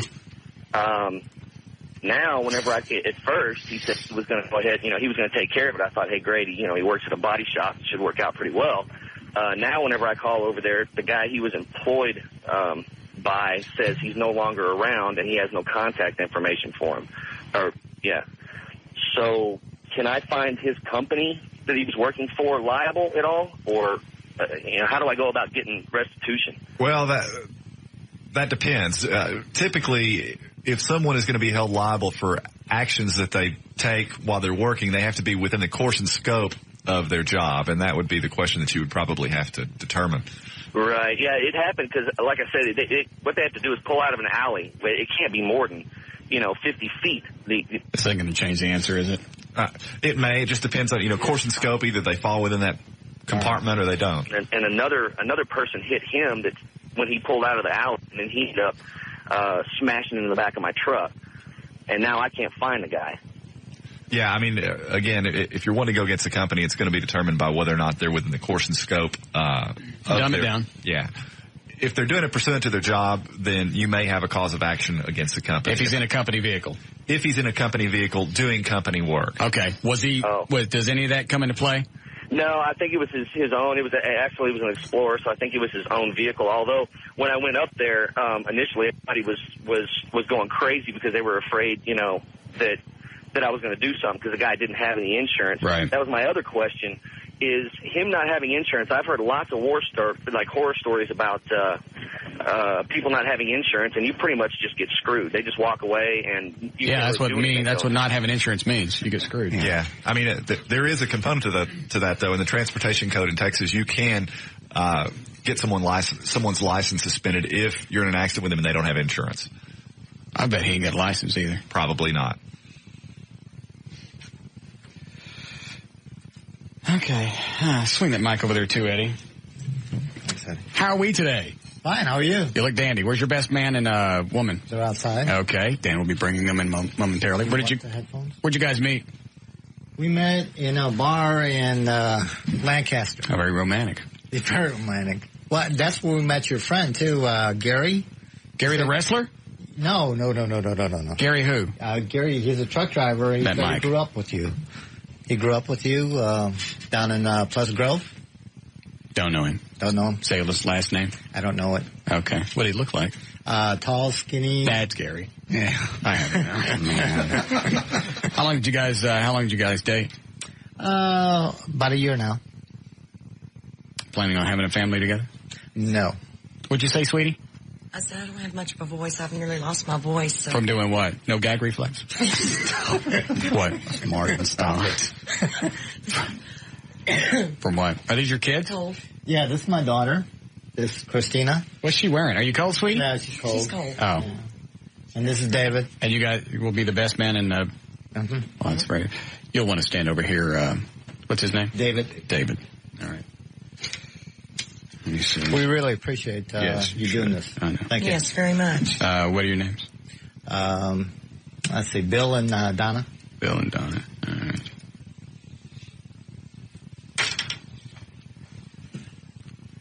How long ago did you ask her to marry you? Just recently. Week or two? Well, yeah, about a week or two. Mm-hmm. Actually, November 3rd. How did you do it? We got the license. Where'd you ask her? At our apartment. How'd you do it? Just did it. In between smokes? In between smokes. All right. Well, I don't know. Well, that's cool. Was it, well, I mean, was it like during commercials? What? Well, yeah, actually. Waiting for the pie to cool off? No, we were listening to your show, as a matter of fact, but, and then we had to, y'all were getting intimate and stuff like that on the, with the couple, about 3 weeks ago you had. JD and I were naked? Yeah. Okay. Yeah. And JD started telling stories and stuff like that. Okay. So we had and you decided to ask her to marry you right then? Might as well. Yeah, you're right. Yeah. Okay. Do you have rings and everything? Yes, we did. Okay. Do you need a license? Yeah, let me see that. Okay. Would be good. Yeah. Oh, I forgot something. Yeah. Now, let's see. County of Dallas, greetings. I have to make sure this is at least 72 hours old. Yes, it is. Third day. Oh, you got the license the day you asked? Yes. Oh. Yeah. I had to go down right away. Oh, very exciting. Exciting. Are you guys already living together? Yes. Kind of takes the magic out of it. Well. How long before you guys moved in together?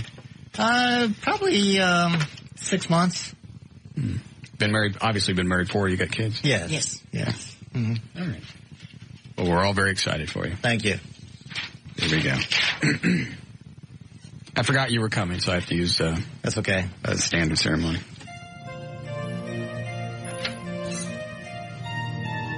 Is this the right one? Yeah. Is it? We'll find out. We're gathered here to witness the marriage of Kathy and Harley in holy matrimony. Excuse me, Russ. It's Bill and Donna.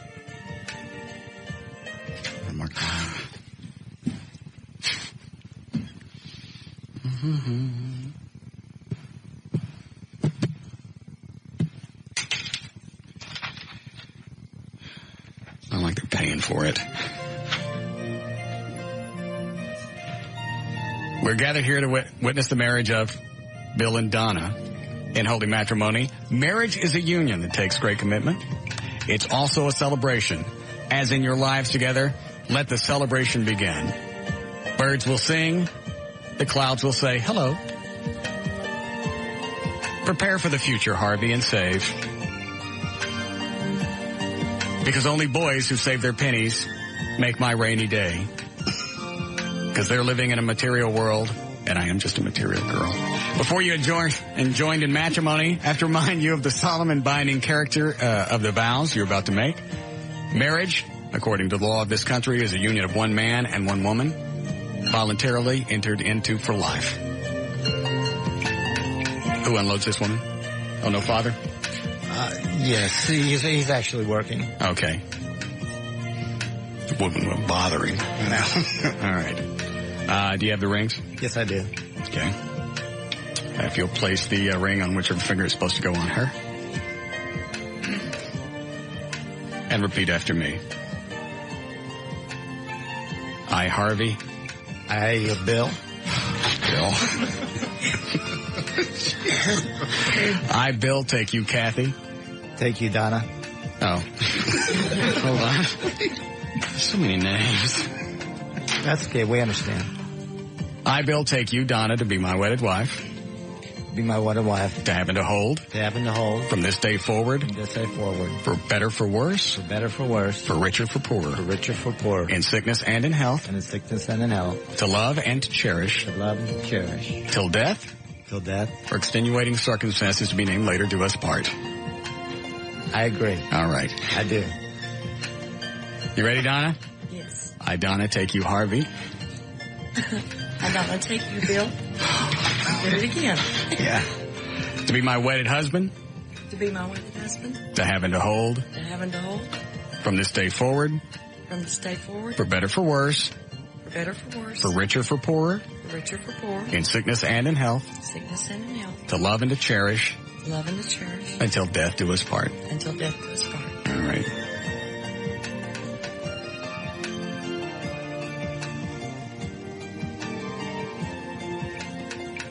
Harley and Kathy, you've both made the declarations prescribed by law. It's Bill and Donna. It doesn't matter anymore. Who wrote this?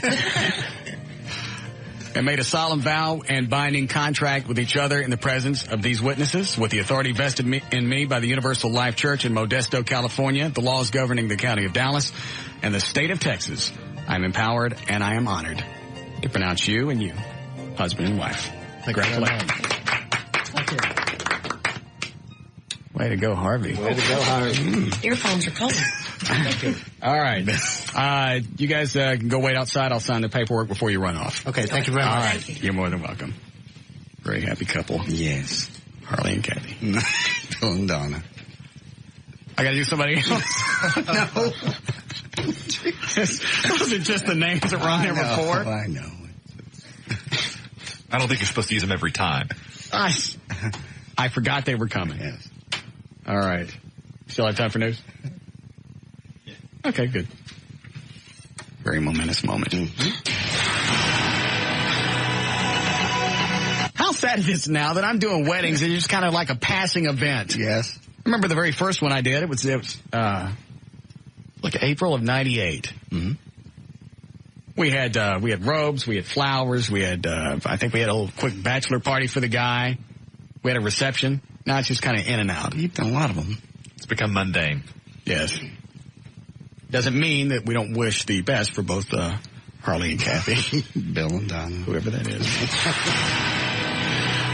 5:03 at KLLI, Dallas, Fort Worth, Texas. J.D. Ryan is on Live 105.3. Thank you, Russ. Brought to us by Miller Lite and by Blockbuster Video. This hour of the Russ Martin Show is brought to you in part by Miller Lite. At Blockbuster, your favorite movies are guaranteed to be there or they're free. Like Lara Croft, Tomb Raider, The Cradle of Life. Rent it and make it a Blockbuster night. Details at participating stores. And also by the new car toys in Southlake. I'll be there tomorrow, 2 until 4 o'clock, Southlake Boulevard. Swing by and see me. Oh, hang on. I didn't finish the audio. You having the fit. Mistake. One moment. I hear the part where you're smacking yourself around. I'm just jumping up and down. I'll do that one Monday. No, I've got to do that. Really, Russ? Seriously? Damn it. 3, 2, 1. Hey, it's J.D. Ryan with the Russ Martin Show. Joe, come out.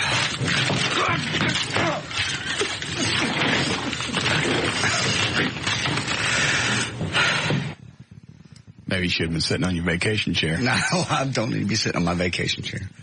Sound tense. I was. I had to get these done. You can tell he's about to lose it before he started that last take. 3, 2, 1. Yeah. Why do you do that? Each one. I just, when I go back, I can just, I know where they start, so I can record them into the machine. Oh, okay. 2, 1. Hey, it's J.D. Ryan with the Russ Martin Show. Come out and join me for the grand opening of the new car toys in Southlake. I'll be there Saturday from 2 until 4. It's on East Southlake Boulevard, 2550 to be exact. Car Toys is having a super sale on all car and audio. God, what? Stay away from me, you fat You can't hear. I kicked the door open. I said, you need wood cut. Here with a chainsaw.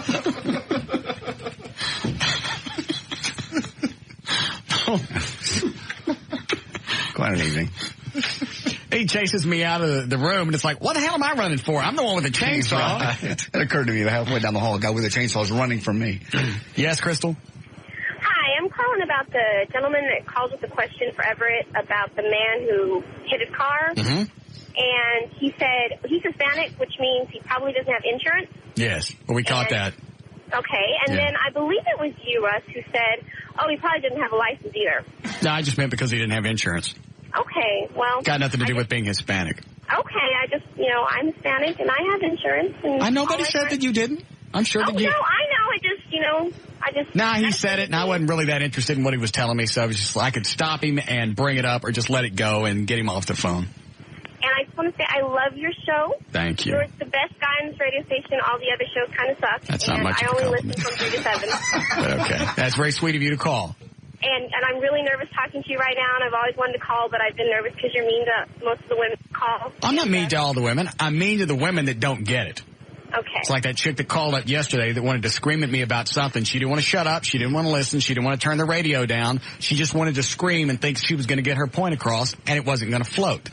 You're very nice and you're very sweet. I've seen you a couple times at Three Forks, and I yell at you, and you look at me like I'm a dumbass because I'm sure I sound like a dumbass. And what do you just yell or you come up? No, I yell at you from my car. One time I went to, because I can't afford to eat at Three Forks, so I go through the parking I can't lot. either. That's why they get from me for free. And my deer in the Batmobile, and me and my fiance are like, cool car, and we just keep going. Oh, okay. Well, next time you're welcome to stop. I'll buy you and your fiance a drink. Okay. And your chicken. All right. Nice talking to you. Nothing. All right. Go with your fabulous news. All right. Every year we hear statistics about how men make more money than women, and usually the explanations are that. Do we really? Yeah. All right, you got to start news after we get back. All right. The Russ Martin Show.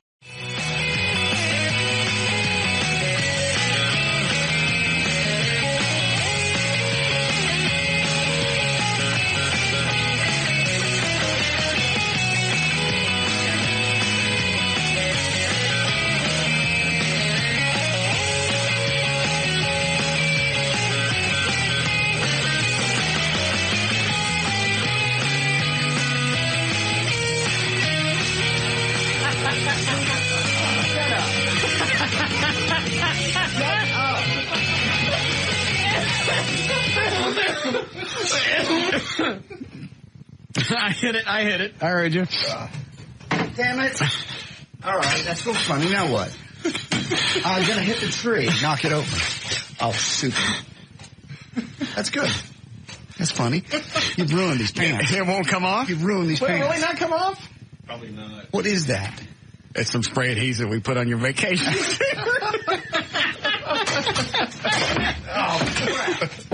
Now you can take your happy place everywhere you go. I'll sit here. I have to sit down now. What did you do that for? You ruined these pants. They're not ruined. Well, how am I going to get that off? I think I can get it off. Go get the can of adhesive. Let's see what it says. It can't be that strong. Watch me pull. Watch. Oh, man. I ain't taking the pants off. Is that what you had planned? I have to hold it. I can't even read the news. I can't hold it up. Great. Why did you do this? Feel better now? No. You're in your vacation chair. Now, you know what you've done is you've ruined that spot for me now. Why? All the triggers that I had to go over there and relax, now you've completely undone. So if I continue to chomp, it's nobody's fault but your own. I'll get you another chair. You ruined that spot. Hold on, let me see what this You says. screamed at me about it to go to Dr. Mike. I finally go, and then you ruined what he did. I need you closer to the mic.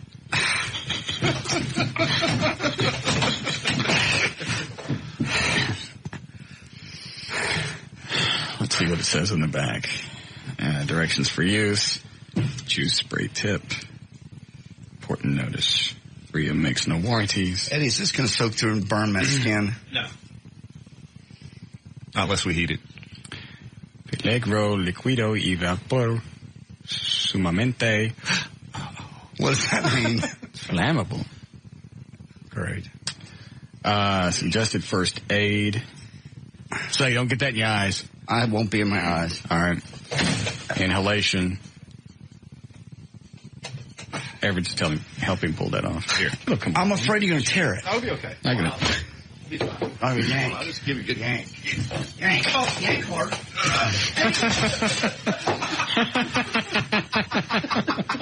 I'm glad y'all thought that's funny. Now look at the damn chair. I'll get you a new chair. What did that cost? Like $12 at Walmart? $7. All right. I'll get you a couple of them. Yeah, because this could happen again. And yeah, so you ruined whatever Dr. Mike did for me. Why would that ruin it? Because now That's a happy chair. It's funny. I go to laugh. laugh. Go over there every time. I'll be more tense. So don't yell at me anymore about my chomping teeth. Extra strong bonds. Yes.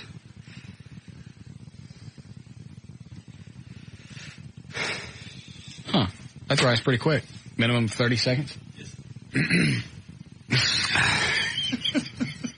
one of these jeans, too. You're going to buy a new pair of those. Where did you get those? I don't even remember. Okay. Why is that stuff funny to you? I don't ruin your stuff. That's not ruined, and you're not really upset. That chair is ruined. It's $7. You'll get another one. You get a couple of them. So you can have a couple of vacation resorts. You can travel all over the world. One chair could be one part of the country. Another one could be for the winter. You're missing the point. The whole point of that little area was for me just to be able to relax. Then I'm sorry. Sorry. Seemed funny at the time. It's okay. It relieved stress for the rest of us. Okay, Yes. glad. The rest of you don't chomp. All right. You ready? Sure.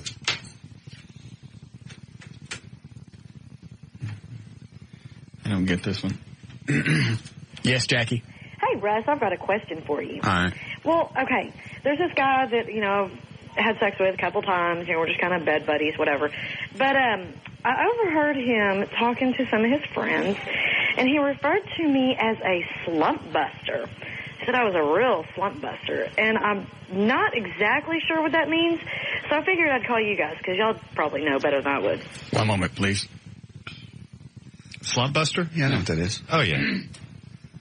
That's when you've been in a slump and you're professional or whatever. Oh, I got it. I was thinking of some kind of... No, I was thinking of another sexual term. Mostly I've heard baseball professionals use that. Oh, right. What does it mean? Do what? What does it mean? It means he hasn't had sex for a while, and he used you to get his stones off. Well, that's rude. Why would... No, it's a compliment. Why would he do that? How's it a compliment? Well, He's getting his mojo back. He's getting back on his game. Oh, so what am I, like a stepping stone? Yes. Pretty much. Yeah. Uh-huh. Okay. I've never heard that term. Yeah, I first heard that, I think, in Bull Durham, the movie. Is that what it was, Dan? What? Yeah, it's a baseball term. When you're in a hitting slump, they're supposed to go out to the nearest bar, find the ugliest girl they can find, have sex with her, then that's supposed to cure their hitting. Oh, I didn't know that. So she's ugly, too. Yeah. Yeah, probably. Oh, I wish I'd have known that before I hung up on her. Well, how very sad. Yes. All right. News, right? If you'd like.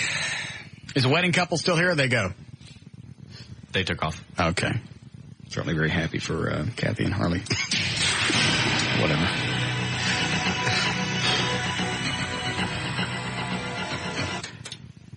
Take this snake. Is Gavin in his office? Is he? Hold on a second. Oh, is he on the phone?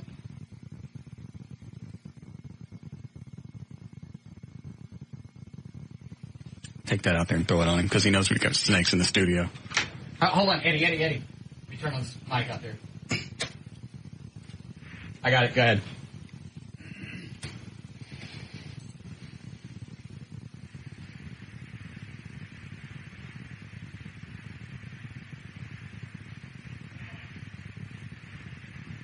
What, is he gone? Yeah, he left. You found him.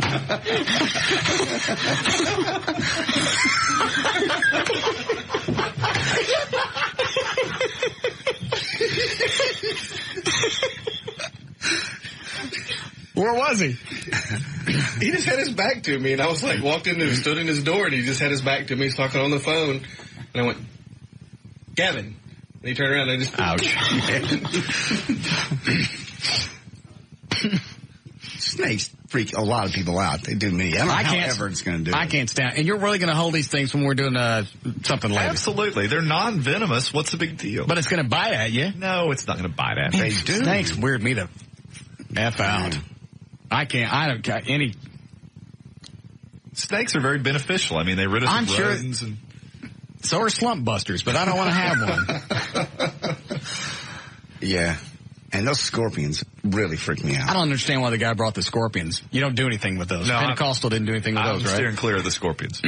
But they didn't really use them, though, right? I don't think so. No.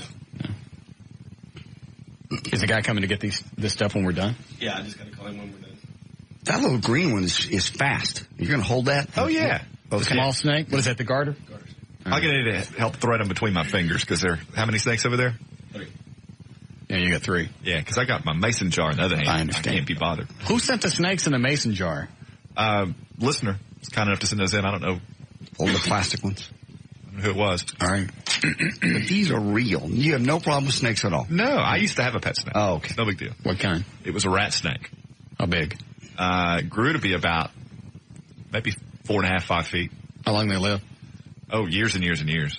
I actually gave it to someone else before it died, but I had it for several years myself. Well, like 3, 5, 10? I don't know, but maybe 10 would be my guess. And you feed it, I'm assuming, rats? Yes. Okay.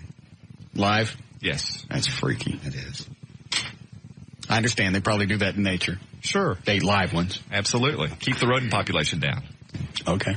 I can't even watch the Nature Channel sometimes. Those things eating each other, it's just sick. Cycle of life. Lots of death in it. Yeah. All right, here we go. Let's try this again. Okay. Mm-hmm. What happens if you throw one of those live snakes? Would it hurt it? No, it hurts a snake. You sure? Possibly. They fall out of trees and stuff. Are you going to be able to catch it if you throw it on Gavin? Probably not. All right. Yeah, you guys put one in my bag a few years back. Remember that? Oh, that's right, because it grunted in there. Yeah. Well, yeah. I came back in Everett, and my bag was closed up, and normally I leave it open like this. I went, all right, what's going on? I look in there. There's a snake. I'm going to get it out. Dan Lewis goes to get it out. It craps everywhere. I was here. I remember that. Oh, that's what you read. That was pretty funny. It wasn't funny. You lost your sense of humor. I have not. How come everything always happens to me? Not everything happens to you. Why get stuck on chairs? I get snakes thrown at me. There's plenty of things that have happened on the show to me. What has happened to you? You guys maybe think Dan passed out. I was going to have to give him CPR. Yeah. We got you fingered by that guy. Yeah, the guy that I thought was a doctor stuck his finger down there, and he starts to go down to smell my nads.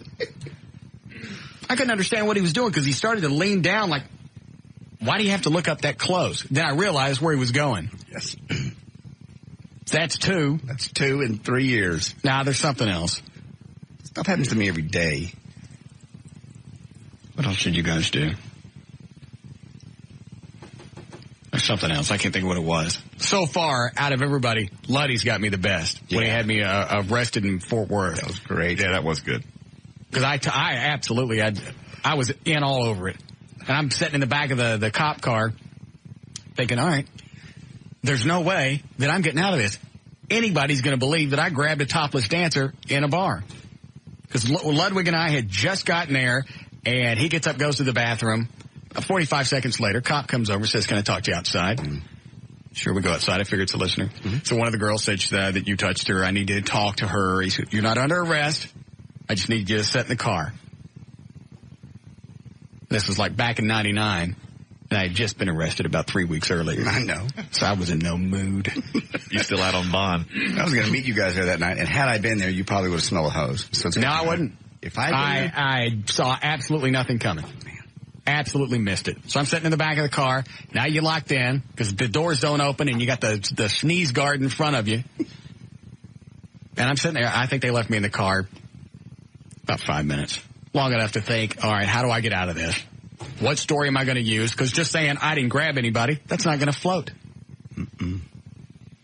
So then the cop's coming back out. Luddy's coming, and the other guy we came with went, great. He'll tell him that nothing happened. We just got here. We're done. They open up the door. Luddy looks in and goes, what'd you do? That stone look he's got, you know? Then they jacked me for about another half minute. Luddy goes, I know about what it was. It was when you've been bothering my wife all these different times, hitting on her when I'm out of town. Maybe that's why you're in the back of this car. And I knew it was a hose. I don't like those. Oh, I see. We don't like those now when they're done on you. Well, it's not like we glued you to a chair and it just happened to you 3 weeks before. No, that's true. I just been sitting in a cop car 3 weeks before. I was in no mood to do it again. All right. You ready again? If you'd like. Here it comes. 5:30. J.D. Ryan's on Live 105.3. Thank you, Russ. And of course, once again, brought to us by the New Car Toys in South Lake. I'll be there tomorrow 2 to 4.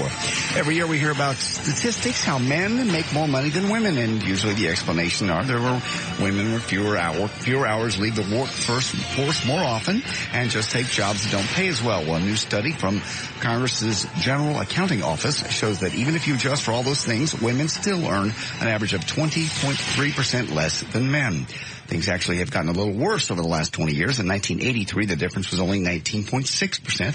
Experts believe there are two possible factors. One is just plain old-fashioned boy club discrimination. Yeah. The other is that some women don't even try to climb the corporate ladder so they can have more flexible jobs and be home with the kids. Can you ever, in a job interview, ask a woman if she plans on having a family? No.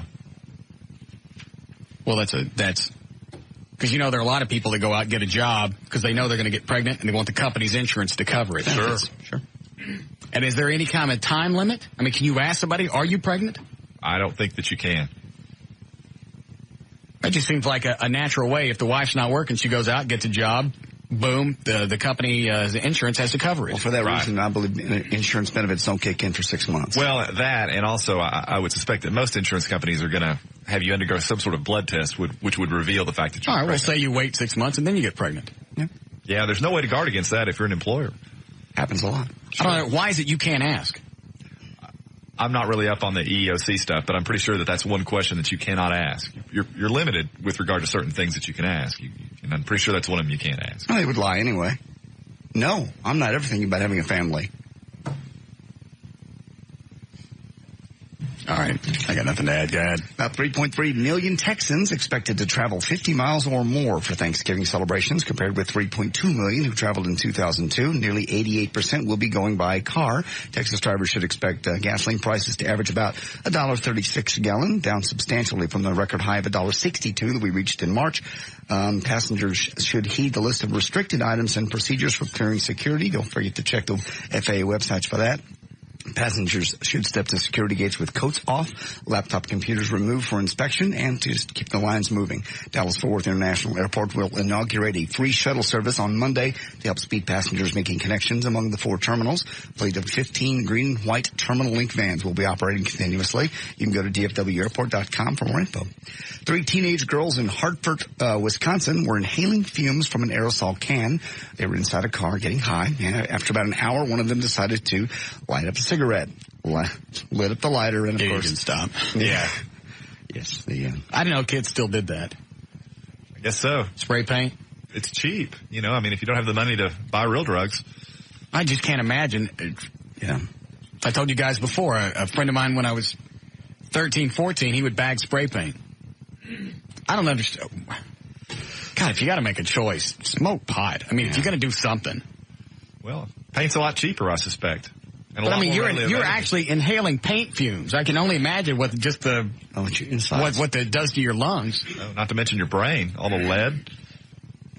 And I could always tell when he'd been doing it because he'd come over and his lips would be silver. That obviously was his colored choice. Really? Yeah, absolutely. I mean, not solid silver, but you could tell he'd been bagging spray paint.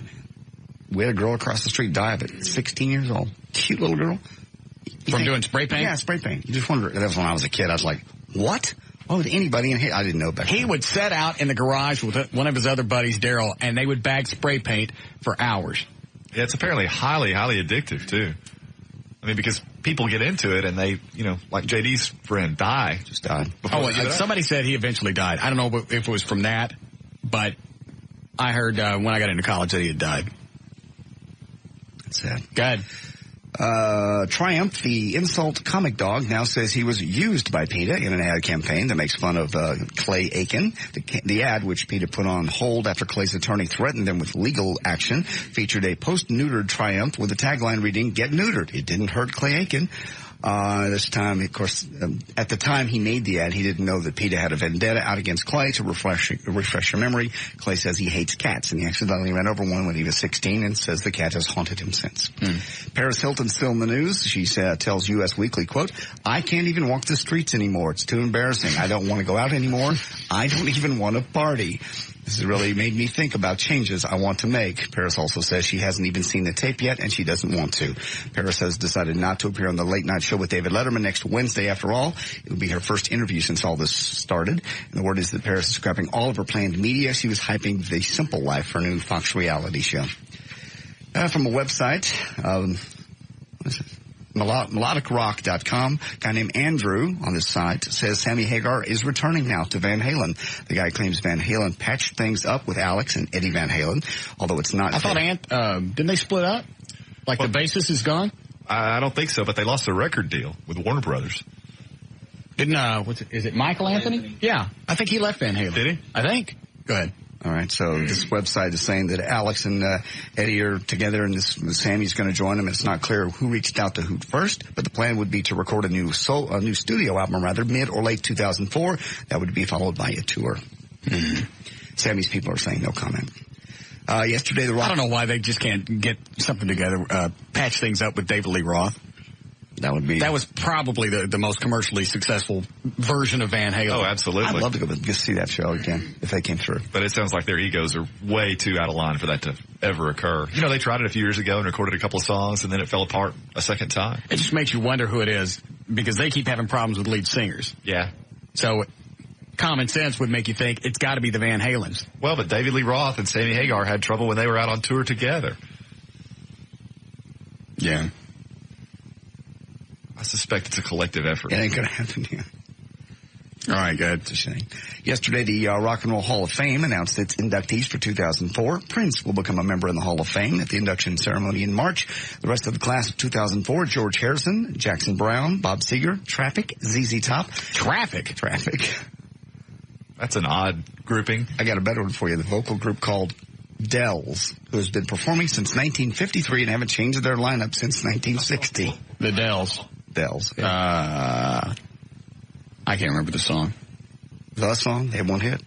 How do you get in the Rock and Roll Hall of Fame? And nobody knows I don't who you know. are. And Traffic, was it Steve Winwood? Yes. And Traffic? Right. And they had one song. I don't even think it was a hit. It was like it was the album, Sparks from a High Heel something. Yeah, they had one song on there that was a hit. What was it? I'm trying to think of the name of it. Yeah, we can't think of it, and they're in the Rock and Roll Hall of Fame. Exactly. People like Leonard Skinner still aren't. They're not? Mm-mm. There's a list of a couple here that are not. Black Sabbath is not. Sex Pistols, Patti Smith. Smythe. How could Black Sabbath not be in the Rock and Roll Hall of Fame? That's what it says. That's incredible to me. Makes you wonder what the process is. Yeah. It's almost like getting a star on the Hollywood Walk of Fame. You got people on there that haven't been around 10 years. They've got a star, and you got, who was it we just had on? Don Rickles, who just got his, like, back in the 90s. Right. And Britney Spears got hers this week. Yeah. Well, Russell Johnson explained all that about how, political all that was. Yes, you buy it. Well, you buy it. Something has to be going on in the movie studio or the record company or whatever. They set it all up. Right. But I think you still have to be nominated. They're just not dishing them out. Right. But you still have to pay for the star and the upkeep. Mm-hmm. Yes, Chris? Hey, Russ, I love your show, man. I've never gone against you except this one time, dude. Sammy Hagar had more number one hits with Van Halen. Van Halen had more number one hits, and it was better than David Lee Roth. Oh, this is going to be too Sammy easy. Hagar was the man. Look at the facts. They had more I don't have to hits. look at the stats. Van Halen from 1977 through 1984 had 27 number one songs. They had 6 when Sammy Hagar joined the band. You need to go back, right? I've been in radio 23 years. They had 23 in that area, and then only 6 with Sammy Hagar. Nope. Well, you can say no all you want, but the facts stand. He just hung up. He did. Did I change the numbers twice? Yeah, you did. He wasn't listening. No, he wasn't. It was a nice argument. I have no idea who had. I would guess David Lee Roth. The band was more successful with him. Yeah. Well, I mean, my favorite, and I think most people's favorite album is the first one. What was that? Well, just Van Halen. Oh, okay. It had Ain't Talking About Love and Running with the Devil and all those really great songs on it. Yeah. Dolts. One time he calls up. Oh, Sammy, man. Oh. All right. And finally, 21-year-old Octavia Taylor of Gary, Indiana, was running from the police the other day. She thought a good place to hide would be under a big rig that had been abandoned in a Kmart parking lot. Unfortunately, the truck was not. Somebody abandoned what? A big rig. Truck, 18-wheeler. I didn't say anything. Unfortunately, the truck was not abandoned. The truck moved, and Octavia was crushed to death. The driver never even knew what happened. Nobody was sure why Octavia even was running from the cops at all. Possibly part of a prostitution ring.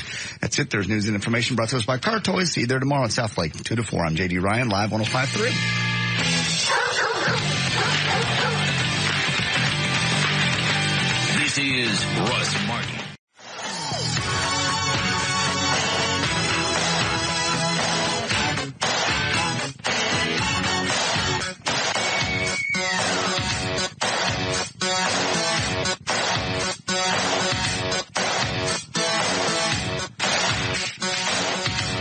Traffic here. Hi, Gail. Hi there, Rex. What are your no sponsors? Just mine, All right. Blockbuster. Okay, we've got a lot of huge backups this afternoon, but it is Friday. Westbound 183 at Story, the right lane's blocked. You're backed up past Loop 12, Walton Walker. Northbound 35 at Valwood, they just cleared a wreck. The traffic's backed up all the way to Northwest Highway. If you're going from Garland to Rockwall, eastbound 30 before Dalrock, the wreck in the left lane has traffic backed up to Beltline. Central is slow from Knox Henderson all the way up to 635. In Fort Worth, there's a crash on southbound 35 at Morningside. Also, eastbound 820 at 35. And in Arlington, westbound 20 at Bowen Road. And traffic stop and go all the way to Great Southwest Parkway.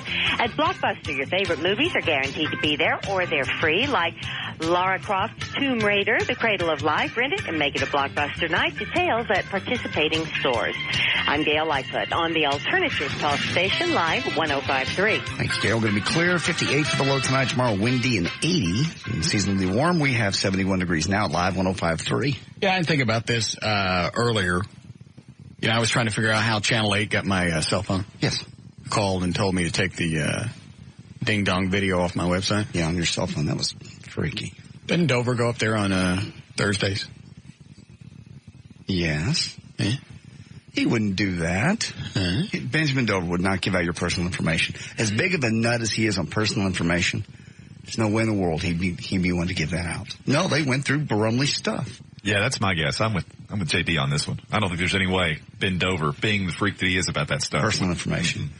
That's his big thing. It's just a cell phone, though. It's not like you could trace me from it. His cell phone doesn't show up. He's such a nut about it. When he calls me back after I've paged him, it comes up private. What's he so worried about? He just doesn't. He's just a nut about that stuff. That's his thing. His personal security. There's too much information you can get from that stuff. He doesn't want it broadcast. Where is he? They do. I'd still like to talk to him. I said I've decided to forgive him. He just wants to stay off, as he put, your radar for a while. Why? I said I'd forgive him. That's the best way to get off my radar is to call up and we make nice. But he doesn't really trust you're going to make nice. What am I going to do? I can't do anything to him on the phone. I don't know.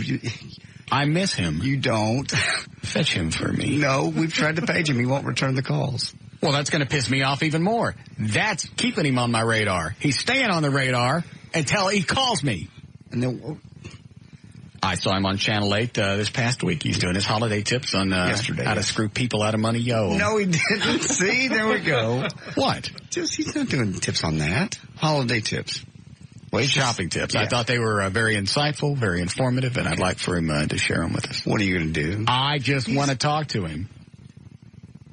I can page him, but he won't call this hotline. I think he wants to stay down for a while. I'm gonna ask every day. No. Until he comes on. I've seen that face before. Yeah. All right, Ben, if you're listening, call in. I've decided I'm gonna let it go. He can always hang up if he gets Absolutely. He doesn't have to be on the phone for me to chew his ass. I understand. So being on the phone, being off the phone, okay. There's nothing either way. So what are you guys at odds about? I guess I missed that. I forget why he called in. We were talking about we brought his name up. About the rebates. Yeah, we were talking about rebates. Okay. Might have been last Thursday before last. So I'm on Channel 8, was talking about rebates.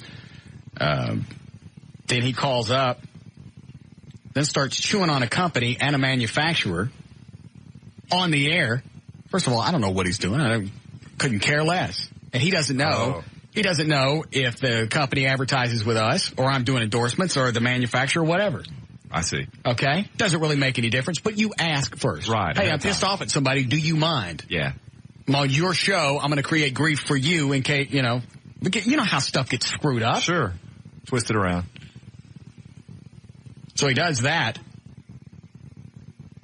And it didn't set well. And he knew immediately it was the wrong thing to do. No, he didn't. Yes, he did. He didn't, because some guy from the company that he was bagging on called up and threatened to kick his ass. Well, that's because And then Benjamin's going, well, I'll come down there with my camcorder and we'll just walk through this start to finish because I didn't get my rebate. Well, the guy was Isn't it funny? A guy who sells books on how to keep from paying people money is bitching because he can't get his money from somebody. That's not what he was. Sounds like karma to me. Yeah, no, that's exactly what it is. Maybe the company that he was expecting his rebate from read his book. Hey, where's my rebate? We don't know you. That's not what he I bought the product and I filled out the paperwork. Where's the money you owe me? We don't have it. We lost our job. Not what he tells people to do. You can't call us here anymore. Leave us alone. We are having dinner. You wonder why he doesn't call. What? What do you want? I just think it's strangely queer that the guy who writes books on how telling people how to stay away from their creditors is mad because he can't get his money. Again, there's a difference. Not creditors. What's the difference? Debt collectors are quite a bit different. What's the difference? The difference is he tells you how to go back and pay the actual people you owe.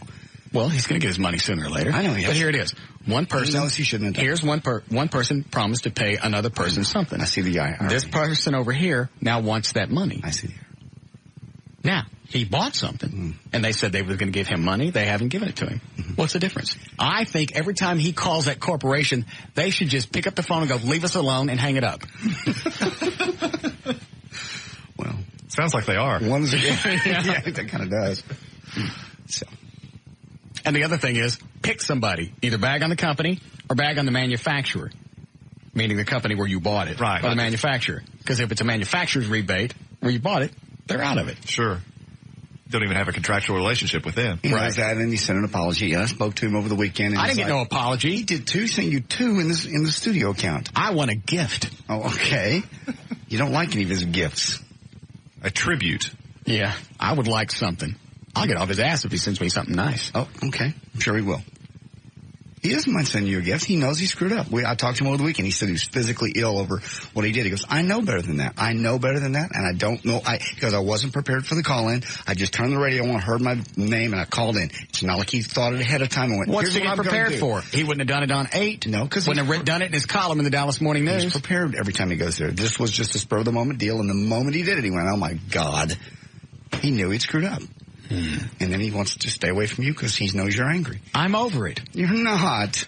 Yes, You're going to bang on him. I am not. I'm going to let him know that I understand. I'd like for him to apologize.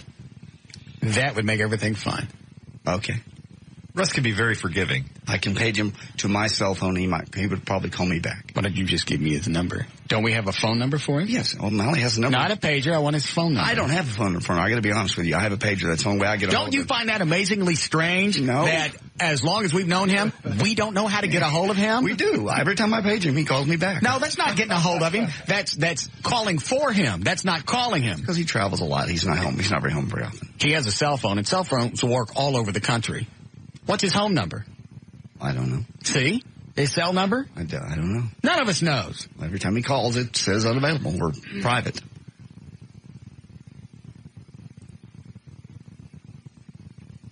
There's something we don't know. No, there's not. Maybe he's leading a double lie. No, there's something. not. Don't do this. Stop. Please. Please. What if his fiancée know where he lives? Stop. Yes, she does. You don't know. Jeez. I've been to his house. Oh, you've been to his house? Yes. Oh, I didn't know that. Yes, I have. All right. Almost as good as having a phone number. Yeah, Garrett? Yeah, I gotta say, love your show. Thank you. But in today, you got a white tacos? Yes, thank you.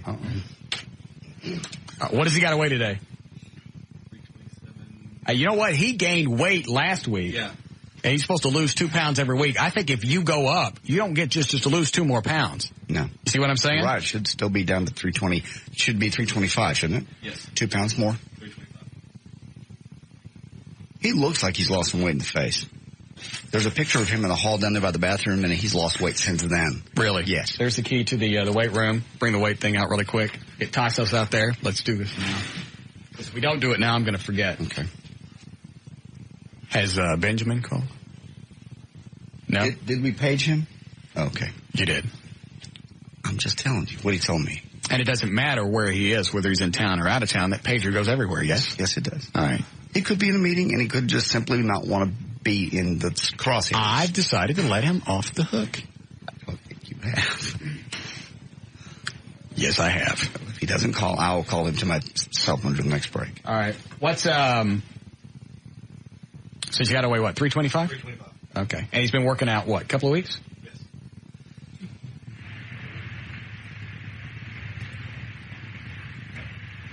You know he ain't going to weigh 325. What are we going to do? We shock him again? We have scorpions. Oh, yeah. Let's put scorpions on him. Oh, no, the hell. Hey, stop listening. Rude bastard. Fat and rude's no way to go through life, son. 326. I'm going to let him off. Yeah. That's a monumental jump. It really is. From last week. All right. I'll give you that one. Progress. That's a lot of progress because he went up last week. Right. He was supposed to weigh like 329. I think he went up to 333. Oh, yeah, let's say low 330s. Is that right? Yeah. That's a good drop. Well, they've been working him out, Larry North, man. He's been in kickboxing, sweating. All right, so next week he's got to weigh, what did he just weigh right then? 326. All right. We're going to say he weighed 325, okay? So next week he's got to weigh 323. Okay. I'm getting bored with the stun gun. Yeah.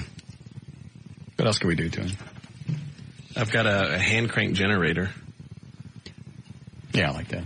It'll actually make him twitch. Well, the stun gun's made him twitch. No, I mean, this will he won't quit for a while. Where'd you get it? It's an old telephone hand crank. A friend of mine just called me and said, they put out that much voltage? Oh. It's not the amount of voltage that they put out. It's the voltage mixed with amperage.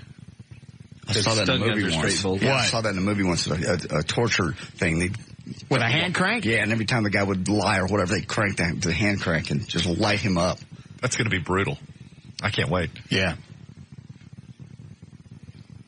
Good.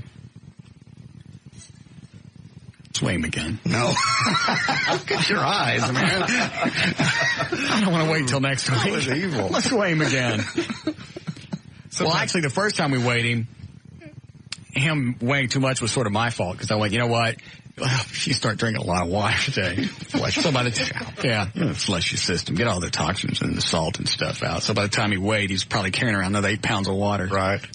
Very nice. Thank you. All right. We need a break? Just to get caught up. When we come out of the last break? 3:48 and 5:48.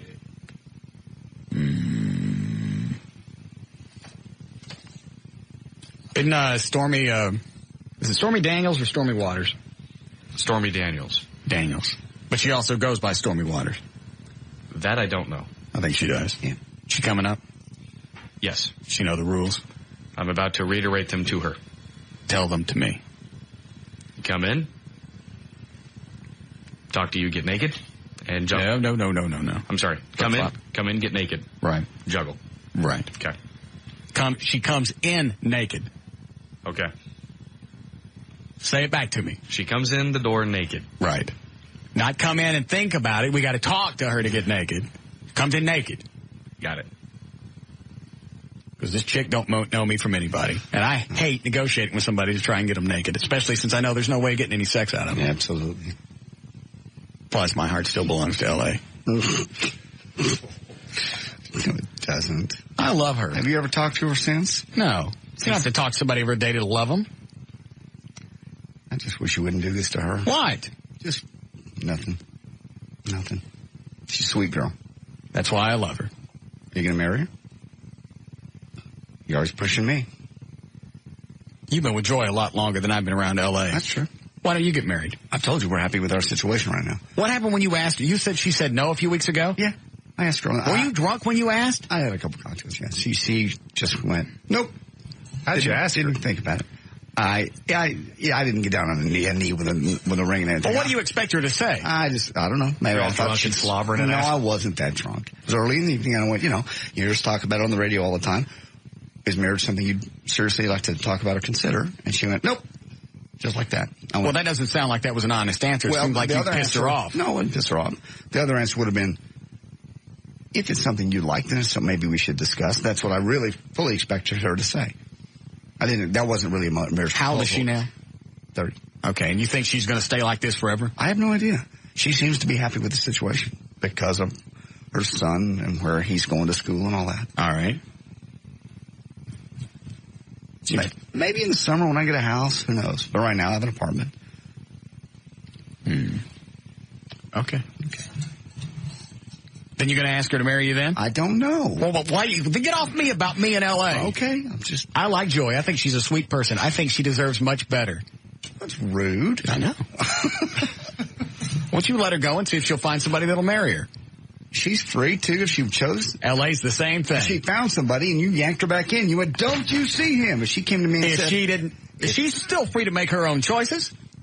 She loves you. And you know how strong that is. Not my fault. You just yanking her back in. What time's Stormy supposed to be here? She just got here. Like in the building? Yes. We'll break. I got to go tinkle. I don't want to dribble on a guest.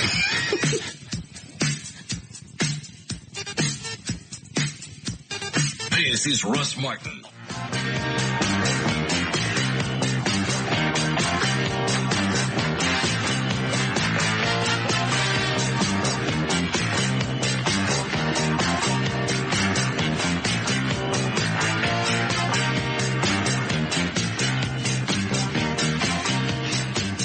All right. I was thinking about going downtown tomorrow. Anybody else? I've never been down there during one of the memorials or anything. This will be a big one. I'll go check it out with you. Do you know the times of anything? I do not. I could find out probably. On the internet quickly, I'm sure. Yeah. Yeah. I don't know why all of a sudden this year I've got an interest in the assassination, unless it's just the fact of the extended media coverage. That could very well be. Because JD and I sat in the office last night and watched the thing on ABC about the whole breakdown of Oswald and the bullet and everything else. And we watched it all the way to 10 o'clock. Maybe it's just a heightened sense of patriotism with the war and everything going on in the world the way it has been the past couple of years. And we were drunk. Oh. That was my other guess. I wasn't. Oh, I was. Yes. And like I said, even with everything laid out exactly the way it was last night, and you could watch it, you go, I got it. Oswald, lone gunman. There was no reason to think there was anybody else. Really? You still got the conspiracy people. They're going to go back and go, I'm sorry, there was one scientist who was on there said there were 4 shots. Yeah. Really? He said there's proof that there were 4 different shots. And then they debunked that, turned right around and went, no. For that to have happened, this motorcycle had to be here, and we can prove scientifically it was not. And they broke that down, but you still know people are going to go back and go in that direction of, well, why was everybody running for the grassy knoll when, they heard a gunshot over there? Right. Well, I think JD alluded to it earlier in the show, but there is seemingly that tendency when a major icon like that dies. When Jim Morrison died, for a long time, there were people that thought he hadn't really died and wasn't really buried where they thought he was. Elvis Presley. Jim Morrison, who cares? Well, my point is, it's the same type of phenomenon. Elvis Presley's another example. Andy Kaufman. Yeah. People were saying that, and that people are running to the grassy knoll because they heard people were running for cover. People were running on the other side of the street behind the trees, cars, whatever they could get behind, the Kennedy Memorial, whatever they could get behind. What? What's the matter?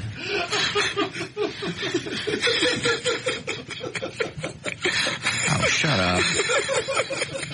Shut up. I was just thinking of things on that side of the street. Shut up.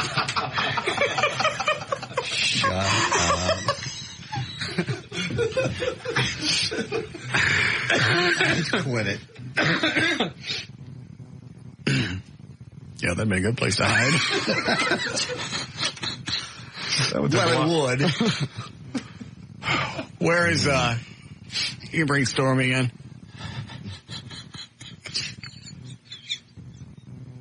What? Line 5? Like we're trying to help. Hello? Hey, JD? Yeah. Which Kennedy was that in Memorial of there, buddy, that they were running to? Leave him alone.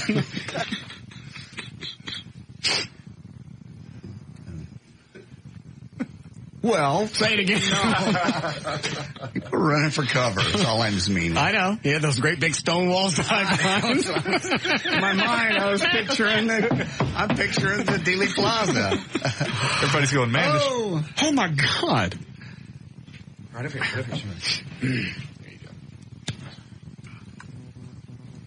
go. Hi. You know what? We've had a lot of adult film chicks in here. Yes, we have. She's a dandy. Yes. She cute. Hi. Stop standing like that. Like what? I don't know. It's just that porn star stance. No, that's not it. This is a porn star. Yeah. Yeah, that's... Yeah. Now, I was looking you up on the website, and you go by... You do Stormy Daniels and Stormy Waters. No, my name was Stormy, and then a magazine added Waters to it about 3 years ago, and it just kind of stuck, and I always hated it, so... Okay. It's Stormy Daniels. She looks like a younger, prettier Heather Graham. Yeah. I get that a lot. Yeah. But you look in a lot better shape. And one of Heather Graham's cans is lopsided. Have you ever noticed? I've never seen her naked, but I would really like to. It hooks me out. I can't look at her anymore. Oh, please. I can't. Where you dancing tonight? Is it the Platinum? I'm dancing at the Platinum Club. I have 3 shows tonight and 3 shows tomorrow night. You didn't see that? No. Lean this way. Boobs. Boobs. Sorry. Yeah, that's all right. Do it for him. How does that happen? That's some strong muscles. A woodchuck in there.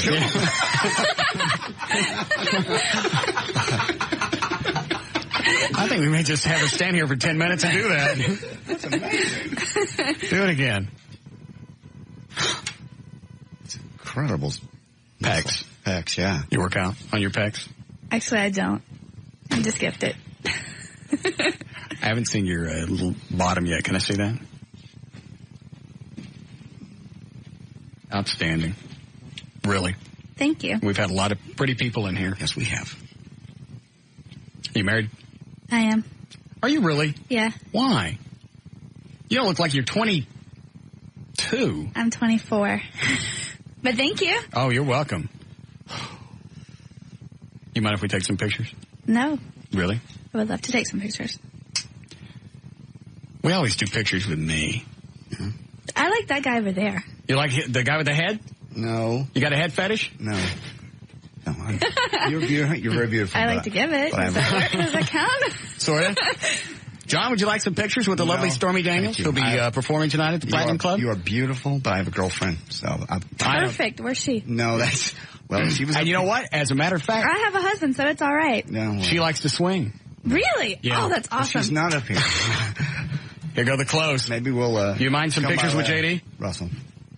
I only take pictures naked. Oh, of course. Because I don't really like this outfit. You know what? That outfit is quite clashy with your tan flesh. Stop it. What? Stop it. I intend to. No, I mean, stop. Look at those! Stop it. Oh, she's absolutely naked. All right. No. Get him. Russ, really Oh, don't. yeah. Yes. Oh, yeah. Oh, yes. What's wrong with that? Very nice. Get his shirt. Yes, no, really, he'd like his shirt off. Get on the other side of the console. Turn right this way. No, go that way. No. Get off of me. Get off of me. Seriously, Eddie, I mean it. You know, I know it sounds like he's fighting, but he's not really not. What you got in there? Yeah, I think he'd like for you to see that. He said that. Really? No. Yes. No. Yeah, he likes that. No. Eddie, stop. Give me that camera. Eddie, please. No, really. Love it when they giggle like that. Yeah, I know it. That makes me horny. In fact, I want to get naked too. Yeah. You're very lovely. You're beautiful, Eddie. Oh, this is so much fun. He's riding his back. Oh, please, stop. Yes. Really, seriously. Oh, yeah. Stop this. I ain't got no corruption. She's a wild woman. She's a wildebeest. Thank you very much. Thank you. Oh, dear God, thank you. Look at that body. Why would you push that away? Because I'm in try. You're beautiful. Lovely. I think she'd like a hug. No. Give her a hug. No! No hands, look, I'm holding. Yes, you are. Doing that. I don't want her to fall. Okay. All right, I'm not ready. No more. Oh, that's good. Oh, those are nice. John! I'm sorry. Eddie, camera. Oh. That's what's going on. Thank you. There's a microphone. How do they feel? They're wonderful. I want to come over and feel them? Or want to let Russell feel them? No, I know. There's no reason for me to do this. What's wrong with you? Oh, here she comes. What? What's wrong with you? Hold on, let me warm up my hands, sweetie. See, I don't have a problem with this because I'm not queer. Because you don't have a girlfriend. Why do you do this? What? What are you upset about? Look at that body. That's beautiful. She's gorgeous. I'm just going to be in so much trouble. You'll be fine. It's cold in the studio. You okay? That's my happy day. You're happy? Let me hug first. Your husband's not going to have a problem with this? No. Oh, she's a porn star. It's okay. What is his name? Pat Mine. What is it? Pat Mine. Oh, I don't guess I'd know. I'm not into male porn stars. No. That's okay. Very nice. Way so we get a picture. You gotta hold that. These are soft. How do I look? These feel real. They do feel real. I mean, I don't know. Yeah, John, how do you know? I don't. Where's my rubber band? When did you get these, sweetie? 4.5 years ago. Why do they feel real? Because I got lucky. I don't know. So the best ones I've ever seen. Hang on a second, sweetie. What does Russell Johnson want? No. Some listeners are emailing him asking him what the name of the wine was. Now, I'd rather him not know that there's a porn star in here. Hey, you want to talk to the, you ever watch Gilligan's Island? You know the I've TV seen show? it. I have seen it, but I'm not like a... You remember the professor? avid watcher. Yes. Okay. You want to talk to him? Sure. He's on the phone. Mr. Johnson? Yeah. How are you? I'm very well, thank you. Say hello to Stormy Daniels. Who? Stormy Daniels. Okay. Hi, Stormy Daniels. Hi, how are you? I'm good, very well. Hey, Russell. Yes, dear. Guess what she does for a living? What does she do for a living? Guess. Stop. Oh, gee, I don't know. She's a actress. An aeronautical engineer. No? Close. She's an actress. Yes. Good. She's stark naked right now. Oh, is she? Really? Yes. Well, those roles are hard to get. Anyway, I remember it well. Listen, Russell. Yes, sir. We're getting emails from people in Texas wanting to know what this wine was that you bought us, and we'd appreciate it if you might mention it. It's called Chateau Latour. And we got an email from a man who's an engineer down there. Right. He sent us a very beautiful message, and we inadvertently deleted it. And we would, I think it'd be great if you could announce it once again. You might get a commission out of this from the French wine industry. Is that Connie in the background? Yep. Vacuuming. She vacuuming? No, I don't think that's what it is. What are you guys in the middle of? Are you naked right now? No. Oh, okay, I get it. You're not naked. That's why she's got the thing going. Stop. Okay. Professor. All right, I'm sorry, what was it you wanted to say? The name of the wine? Yeah, Chateau Latour. Okay, and John, where do they get that? Huh? I can put a link to my sister's, you can get it in any probably fine wine store. Okay. Chateau Latour? Yeah. Chateau Latour, Latour. Okay. And you Pomerol, Pomurol, and it was 1998. It's a wonderful, great wine. Okay. Well, possibly you'll get another one for Christmas. Oh, how wonderful. It's very expensive. It's very nice. But that's how much we love the Russell. Well, thank you very much, Okay. Russell. I'd love to go, but we got naked squid in the studio. I'd love to stay and visit. Okay. Love you. Thank you, Russell. Love Connie. Bye-bye. All right, bye-bye. I'll put a link to the wine store. Okay. On my site. I didn't realize that many people would get off on that.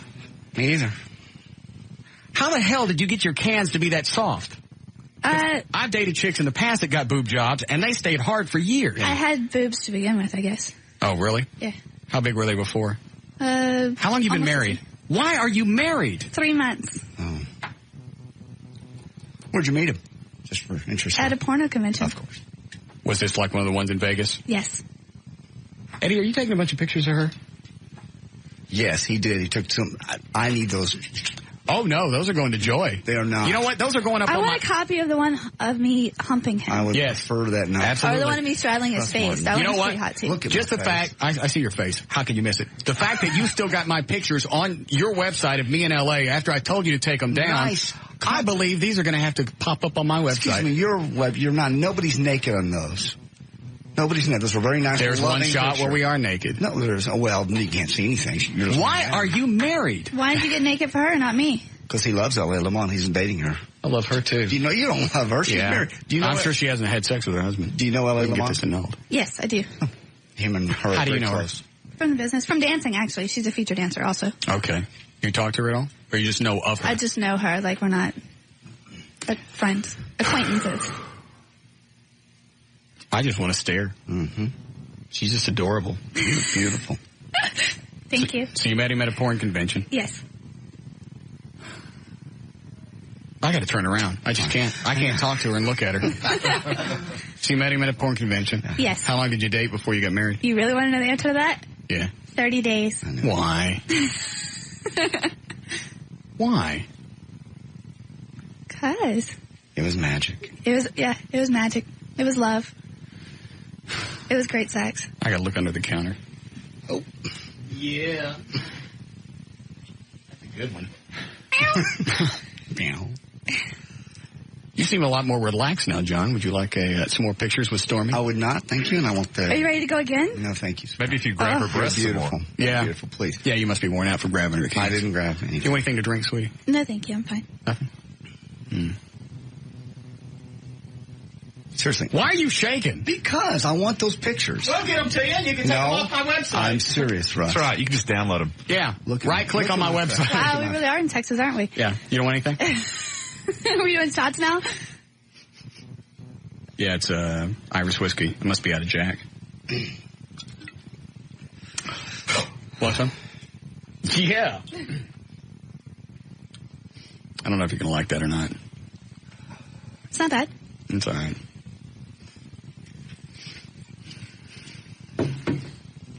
I thought want one more round of pictures, John. Thank you. No, I appreciate it. Thank you very much. Do you mind, No, Stormy? seriously, stop. Yes. I'm asking you really not, Stormy. You're a sweet girl. Don't get me any more trouble than I'm already in. Go ahead, sweetie. Russ? Oh, no. Russ. Yes. Russ, please. No. I can't help you. She's on all fours. I can't. Come on, John. Please. John, this is not going to... No. You're beautiful. He's strong. Yeah, I know it. I know. Wait. Eddie, stop it. Everett, pull his shirt up. Pull his shirt up. Pull his shirt up. I really like it when they play hard to get. Yeah, I know. Where are you going? You'll be fine. No. Okay, we got snakes in here. Stop, serious. Don't come this way. Please stop, please. Let me get the camera. Get the camera, man. Please. Let me have it. Come here, JD. I'll help. Eddie, give me the damn camera. Now they're fighting. Give it to me. Yeah, I know. Stop it. What are you wigging out about?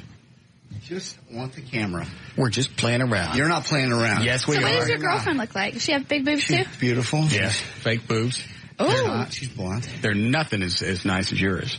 Like you know. I saw them in the picture you Shut sent. up. God, could you just get me in any more crap? And I almost said the S word. You're making me uncomfortable in front of the porn star. I'm terribly sorry. You're making me uncomfortable for my whole weekend. It's a shame you're so angry. Yeah. I'm not angry. If you were still dating Valerie. Who? Everett, I'm sorry. Yeah. Wait, come on. Shut up. Everybody shut up. Yeah. Shut up. Yeah, that could pretty much go anywhere, couldn't it?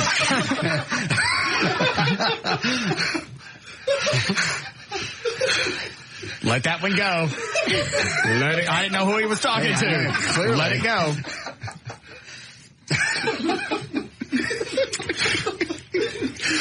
I think it's time to break. my lips are still numb from the last shot. So I just can't get over this. I can't. What? Give me some of your movies so I know what to go look some for. of my movies, Space Nuts. Okay. Just came out. It's a comedy. It's actually really, really funny. Why? It's really good. All right. I promise. I'm writing these down. Space Nuts? I've never asked this before. Yeah. Normally, I don't give a rat's ass. I'll just go on the internet, look them up, squeeze off a batch. I'm done. What's your website, by the way? StormyDaniels.com. Okay. Space Nuts. What else? Heat. Okay. What else? And let's see, what's another one of my favorites? Suspicious Minds. Okay. Because I also wrote that one, too. Yes. That'll be the first one I'll rent. You should get Space Nuts.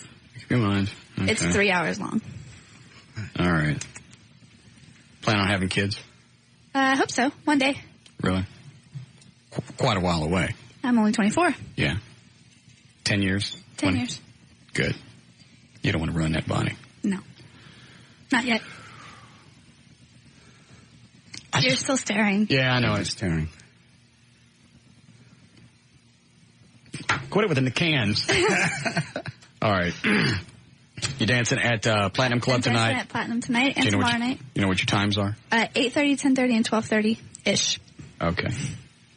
Maybe Joy and I can swing by and say hello to you tonight. And He said swing. Yeah. He said swing. That's a dandy idea. And just in case Joy would like to know what she looks like. Right. Maybe a couple more pictures. No, I'm telling you, Russ, quit it. So get off. No, get off me, Everett. Get off. We'll be back. Stop it. This is Russ Martin.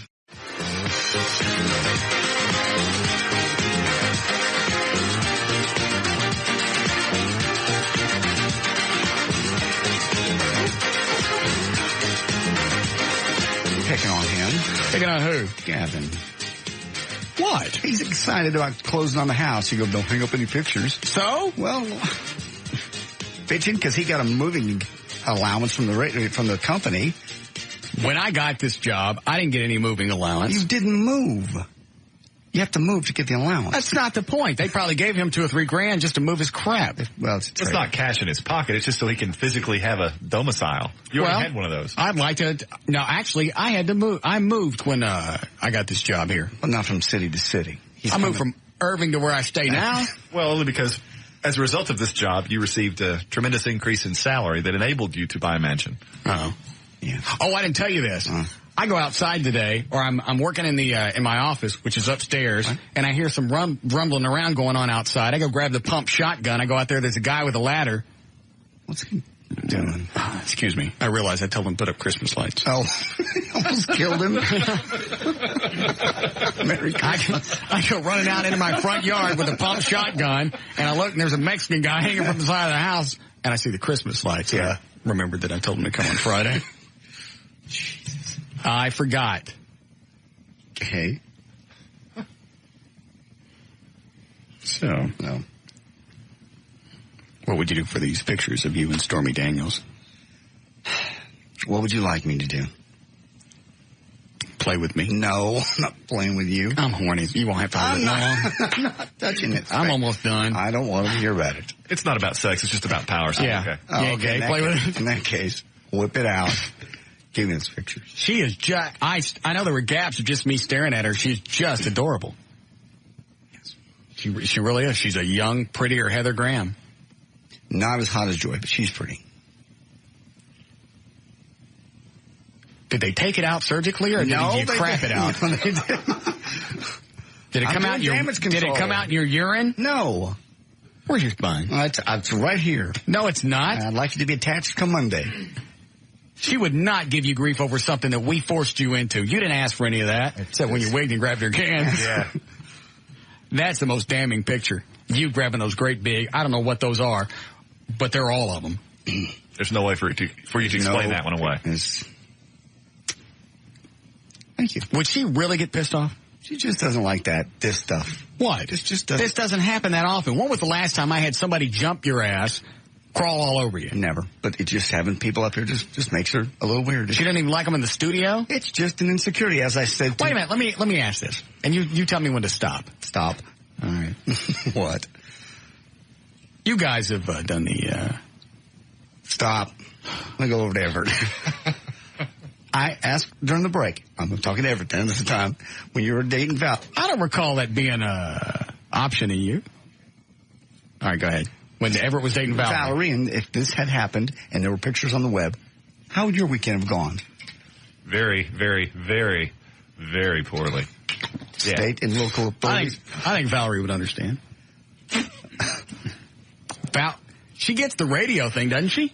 There's a perfect example. She gets the radio thing. She's in radio, and she still would not have understood. She still wigs out about that stuff. Remember when we take pictures, he would have to look away so the picture wouldn't... Is that why you did it? Yes.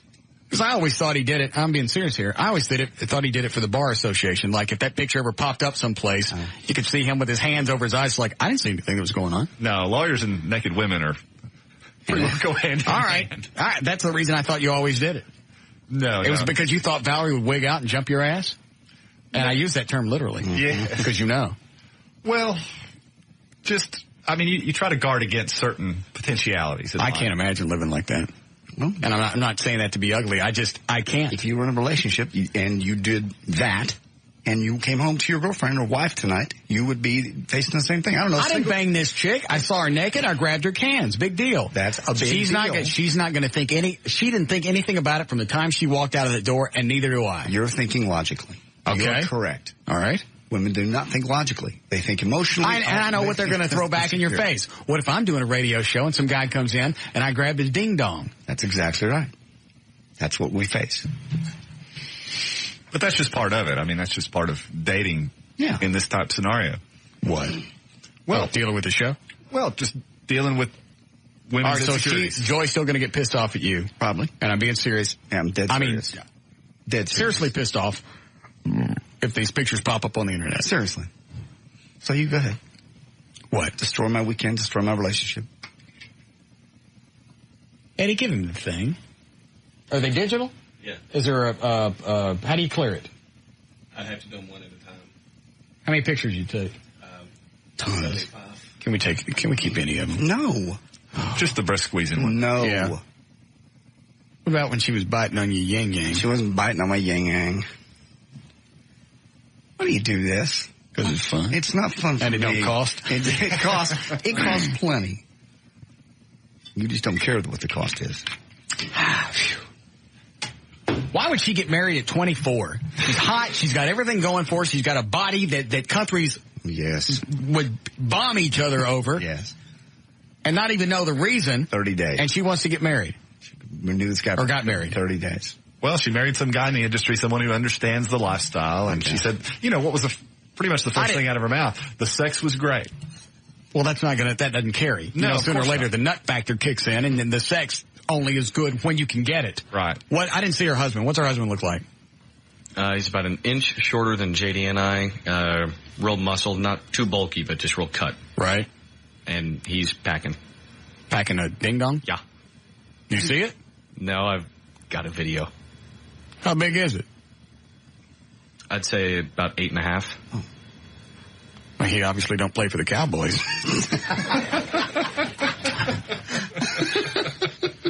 Jesus. Yes. Either you get that with a Channel 8 video or you don't. How old did he look? What's the matter with you? Nothing.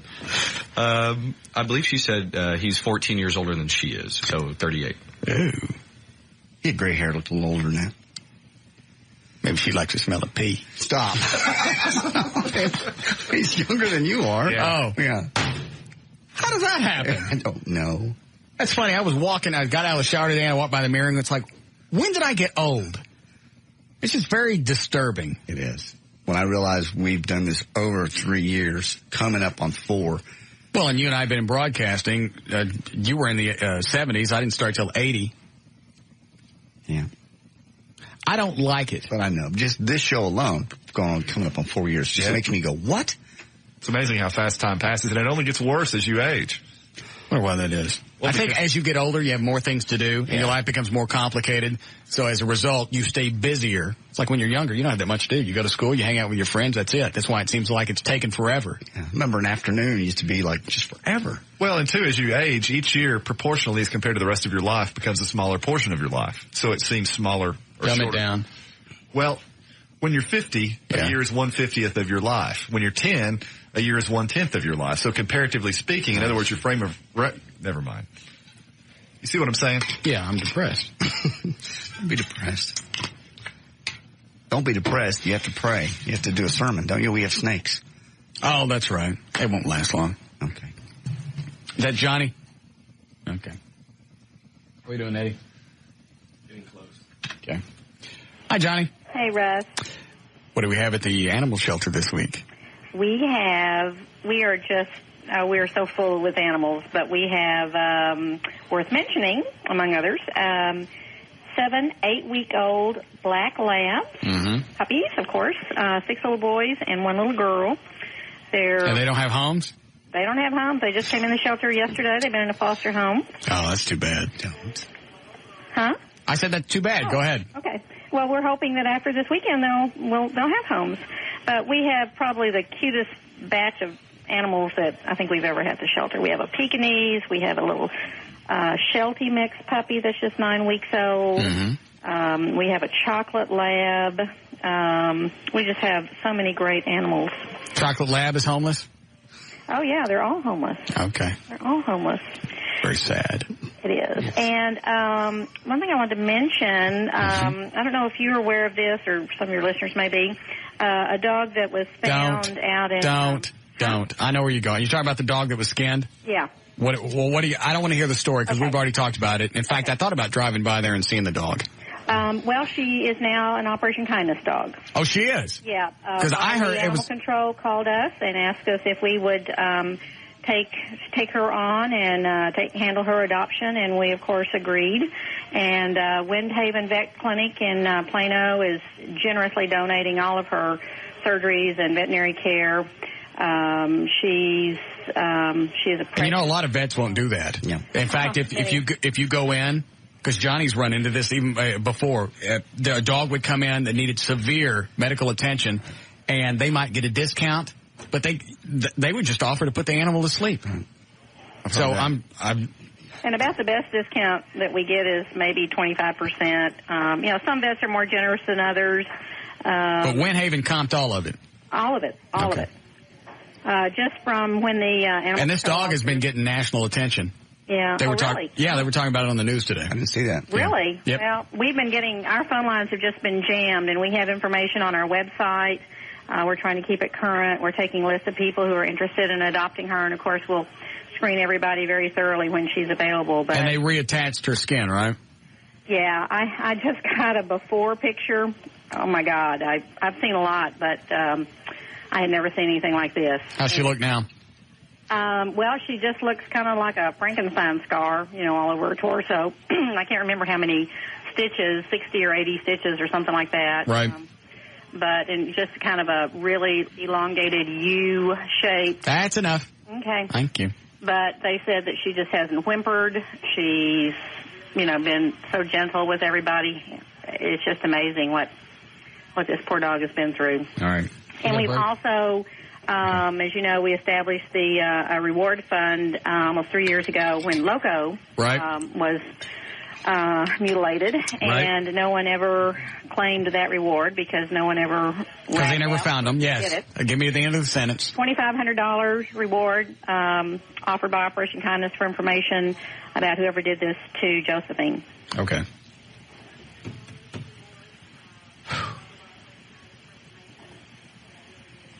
I don't know how you do that. I just leave it at that. I don't know how you do it. Yeah.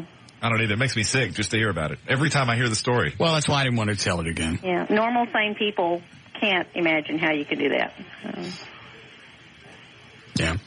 All right. The website is operationkindness.org. Full details up there about her. Okay, on the website. Right. Pictures? Yes. Decent pictures? Yeah, just after the surgery. So. Hold on. What is it, John? They're just pictures. They're bad ones? After the surgery, yeah. Hard to look at? Difficult knowing it's an animal, yes. Why is it that's the big thing that always gets at me? Yeah, if somebody had called and went, hey, we found this guy and somebody skinned him, to me, for whatever reason, that's kind of funny. Yeah. But the fact that it was an animal. Well, you can always presume that maybe the guy had it coming. You know for sure that. Yeah, if somebody skinned you, you got it coming. Yeah, clearly. All right, the website is operationkindness.org. The phone number is 972-418-PAWS, P-A-W-S. Right. Thank you. Thank you. All right. Bye-bye. We don't have time for Jeopardy, do we? Break? Yes. Okay. What? I was just thinking about that dog. Oh, all right. Don't go to the website then. Are you serious? Just don't go to the page. I got to look now. Hold on.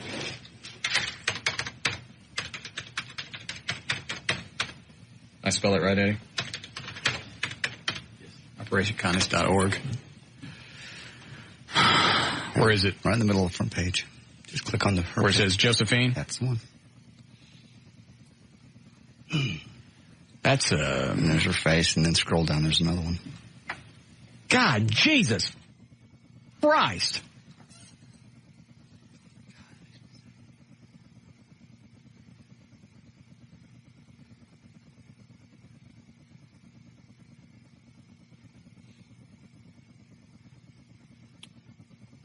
I have so many ex-girlfriends that would be funny on. It would. I know it would. That's amazing. Because, a lot of people would go, all right, it's going to cost too much, put the animal down. Yeah. I think that's what Gavin's going to do to Live Welch. Right. That's just no point in that. Thank you. Really. All right, what we got?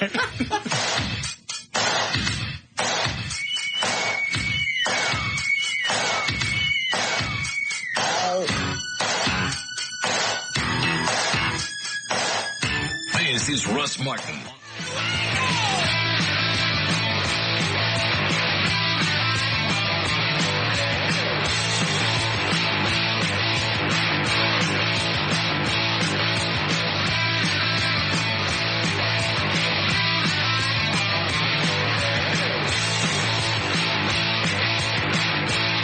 I got to go see that dog. Yeah.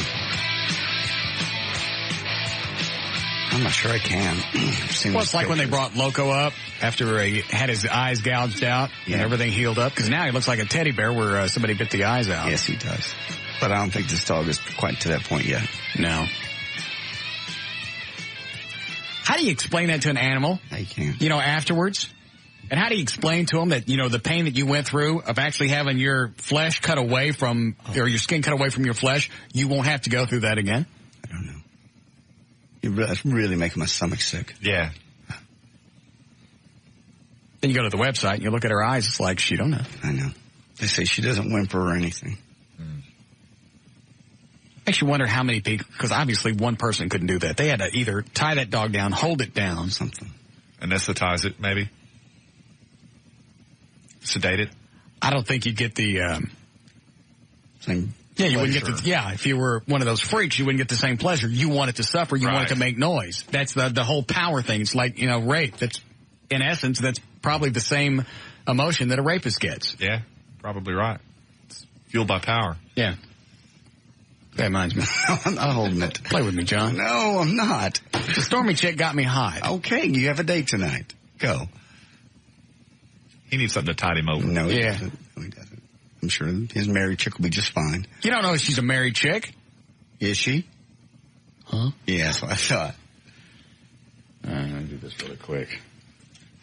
Dan, tell Liz we're going to run a little late, but we'll be out of here in a second. Yes, Joe. Yeah, I was wondering what are the penalties against somebody that does or gets caught after doing something like this to an animal? I mean, is there not an extensive law? Like you were saying earlier, if a guy gets skinned, you think, well, you know what? He probably had it coming. Right. Piss somebody off, bang somebody's chick, something like that. But an animal that was put here to make us happy, and somebody's going to do this, what is the law? Well, the Loco case actually resulted in a change in the law. Before Loco, abuse of an animal was Class A misdemeanor. Now it's been and a Class A misdemeanor is a ticket. Well, no. No, I'm sorry. Class C is a ticket. Correct. All right. I mean, Class A is the most serious form of misdemeanor, but being a misdemeanor, there's no potential for penitentiary time attached. You don't get locked up. Right. Now, with the fact that it's a felony, you could go to prison. All right. So it's a felony now. Huh. That is just ridiculous. Is there anything that one person as an individual can do to try and change laws? To be honest, I think a felony is probably as bad as you're going to get it. Yeah. Oh, yeah. I mean, I'm scared. I've got 3 animals, and I keep the 3 dogs outside. I've got 3 cats. They were strays. I mean, I'm no crybaby or anything like that, but I'm afraid for my animals, to be honest with you. Where are you from? New York. Where are you from before that? New York. My dad's penis originally. You're from your dad's penis? Right. Oh. Well, that's very entertaining. Idiot. I really thought he said something in Spanish. Yeah, I know. Yeah. South American country. Yeah. From my dad's penis originally. By Uruguay. Yeah. My brother went down my mother's esophagus.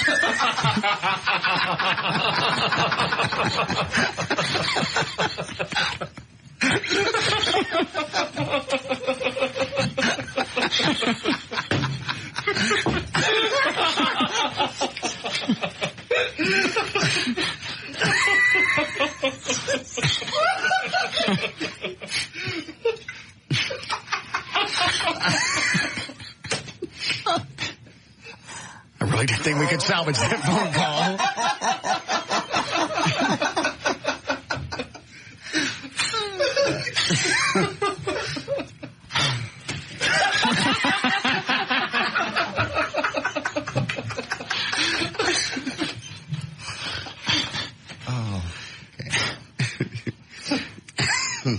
Waiting for Eddie to peter out.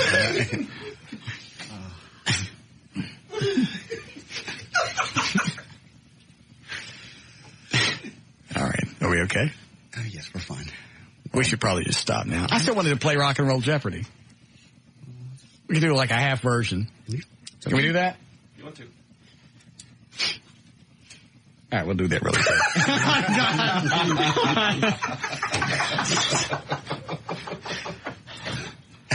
All right.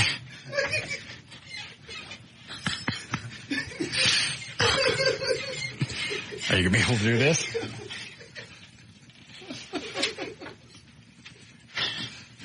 All right. You okay, John? I'm fine. All right. No, we're on the squeaky floor. It's tough. Good boy. All right, we'll make this a quick round. It's time to play Rock and Roll Jeopardy! And here's your host, Russ Martin.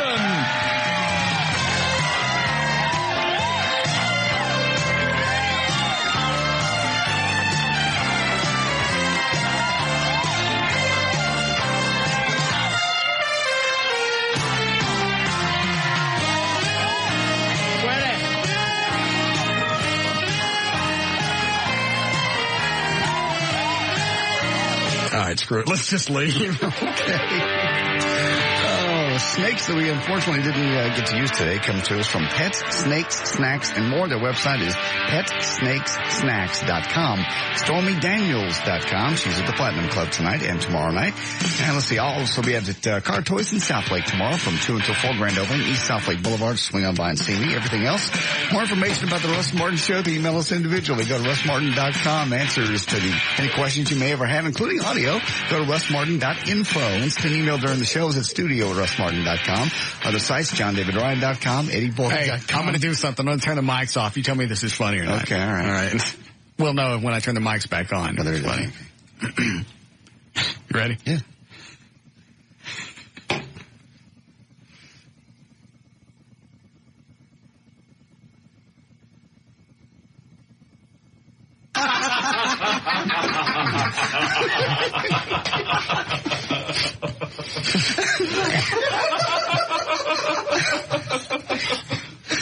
Yeah, I think so. I could do that on the air. I wouldn't do that on the air. That's not really bad. I wouldn't do that on the air. No, I'd pass on that. Yeah. Nah. What? That's pass.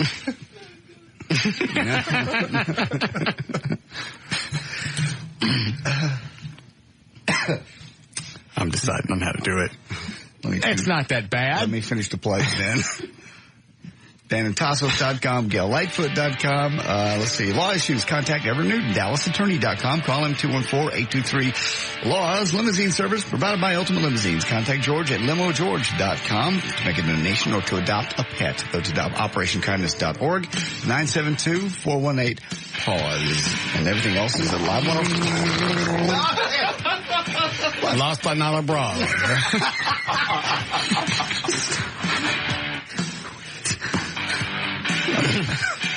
Quicker than I caught hanger.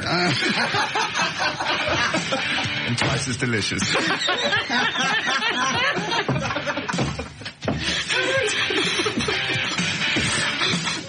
Are you done? Yes, I'm finished. All right. We'll see you guys Monday.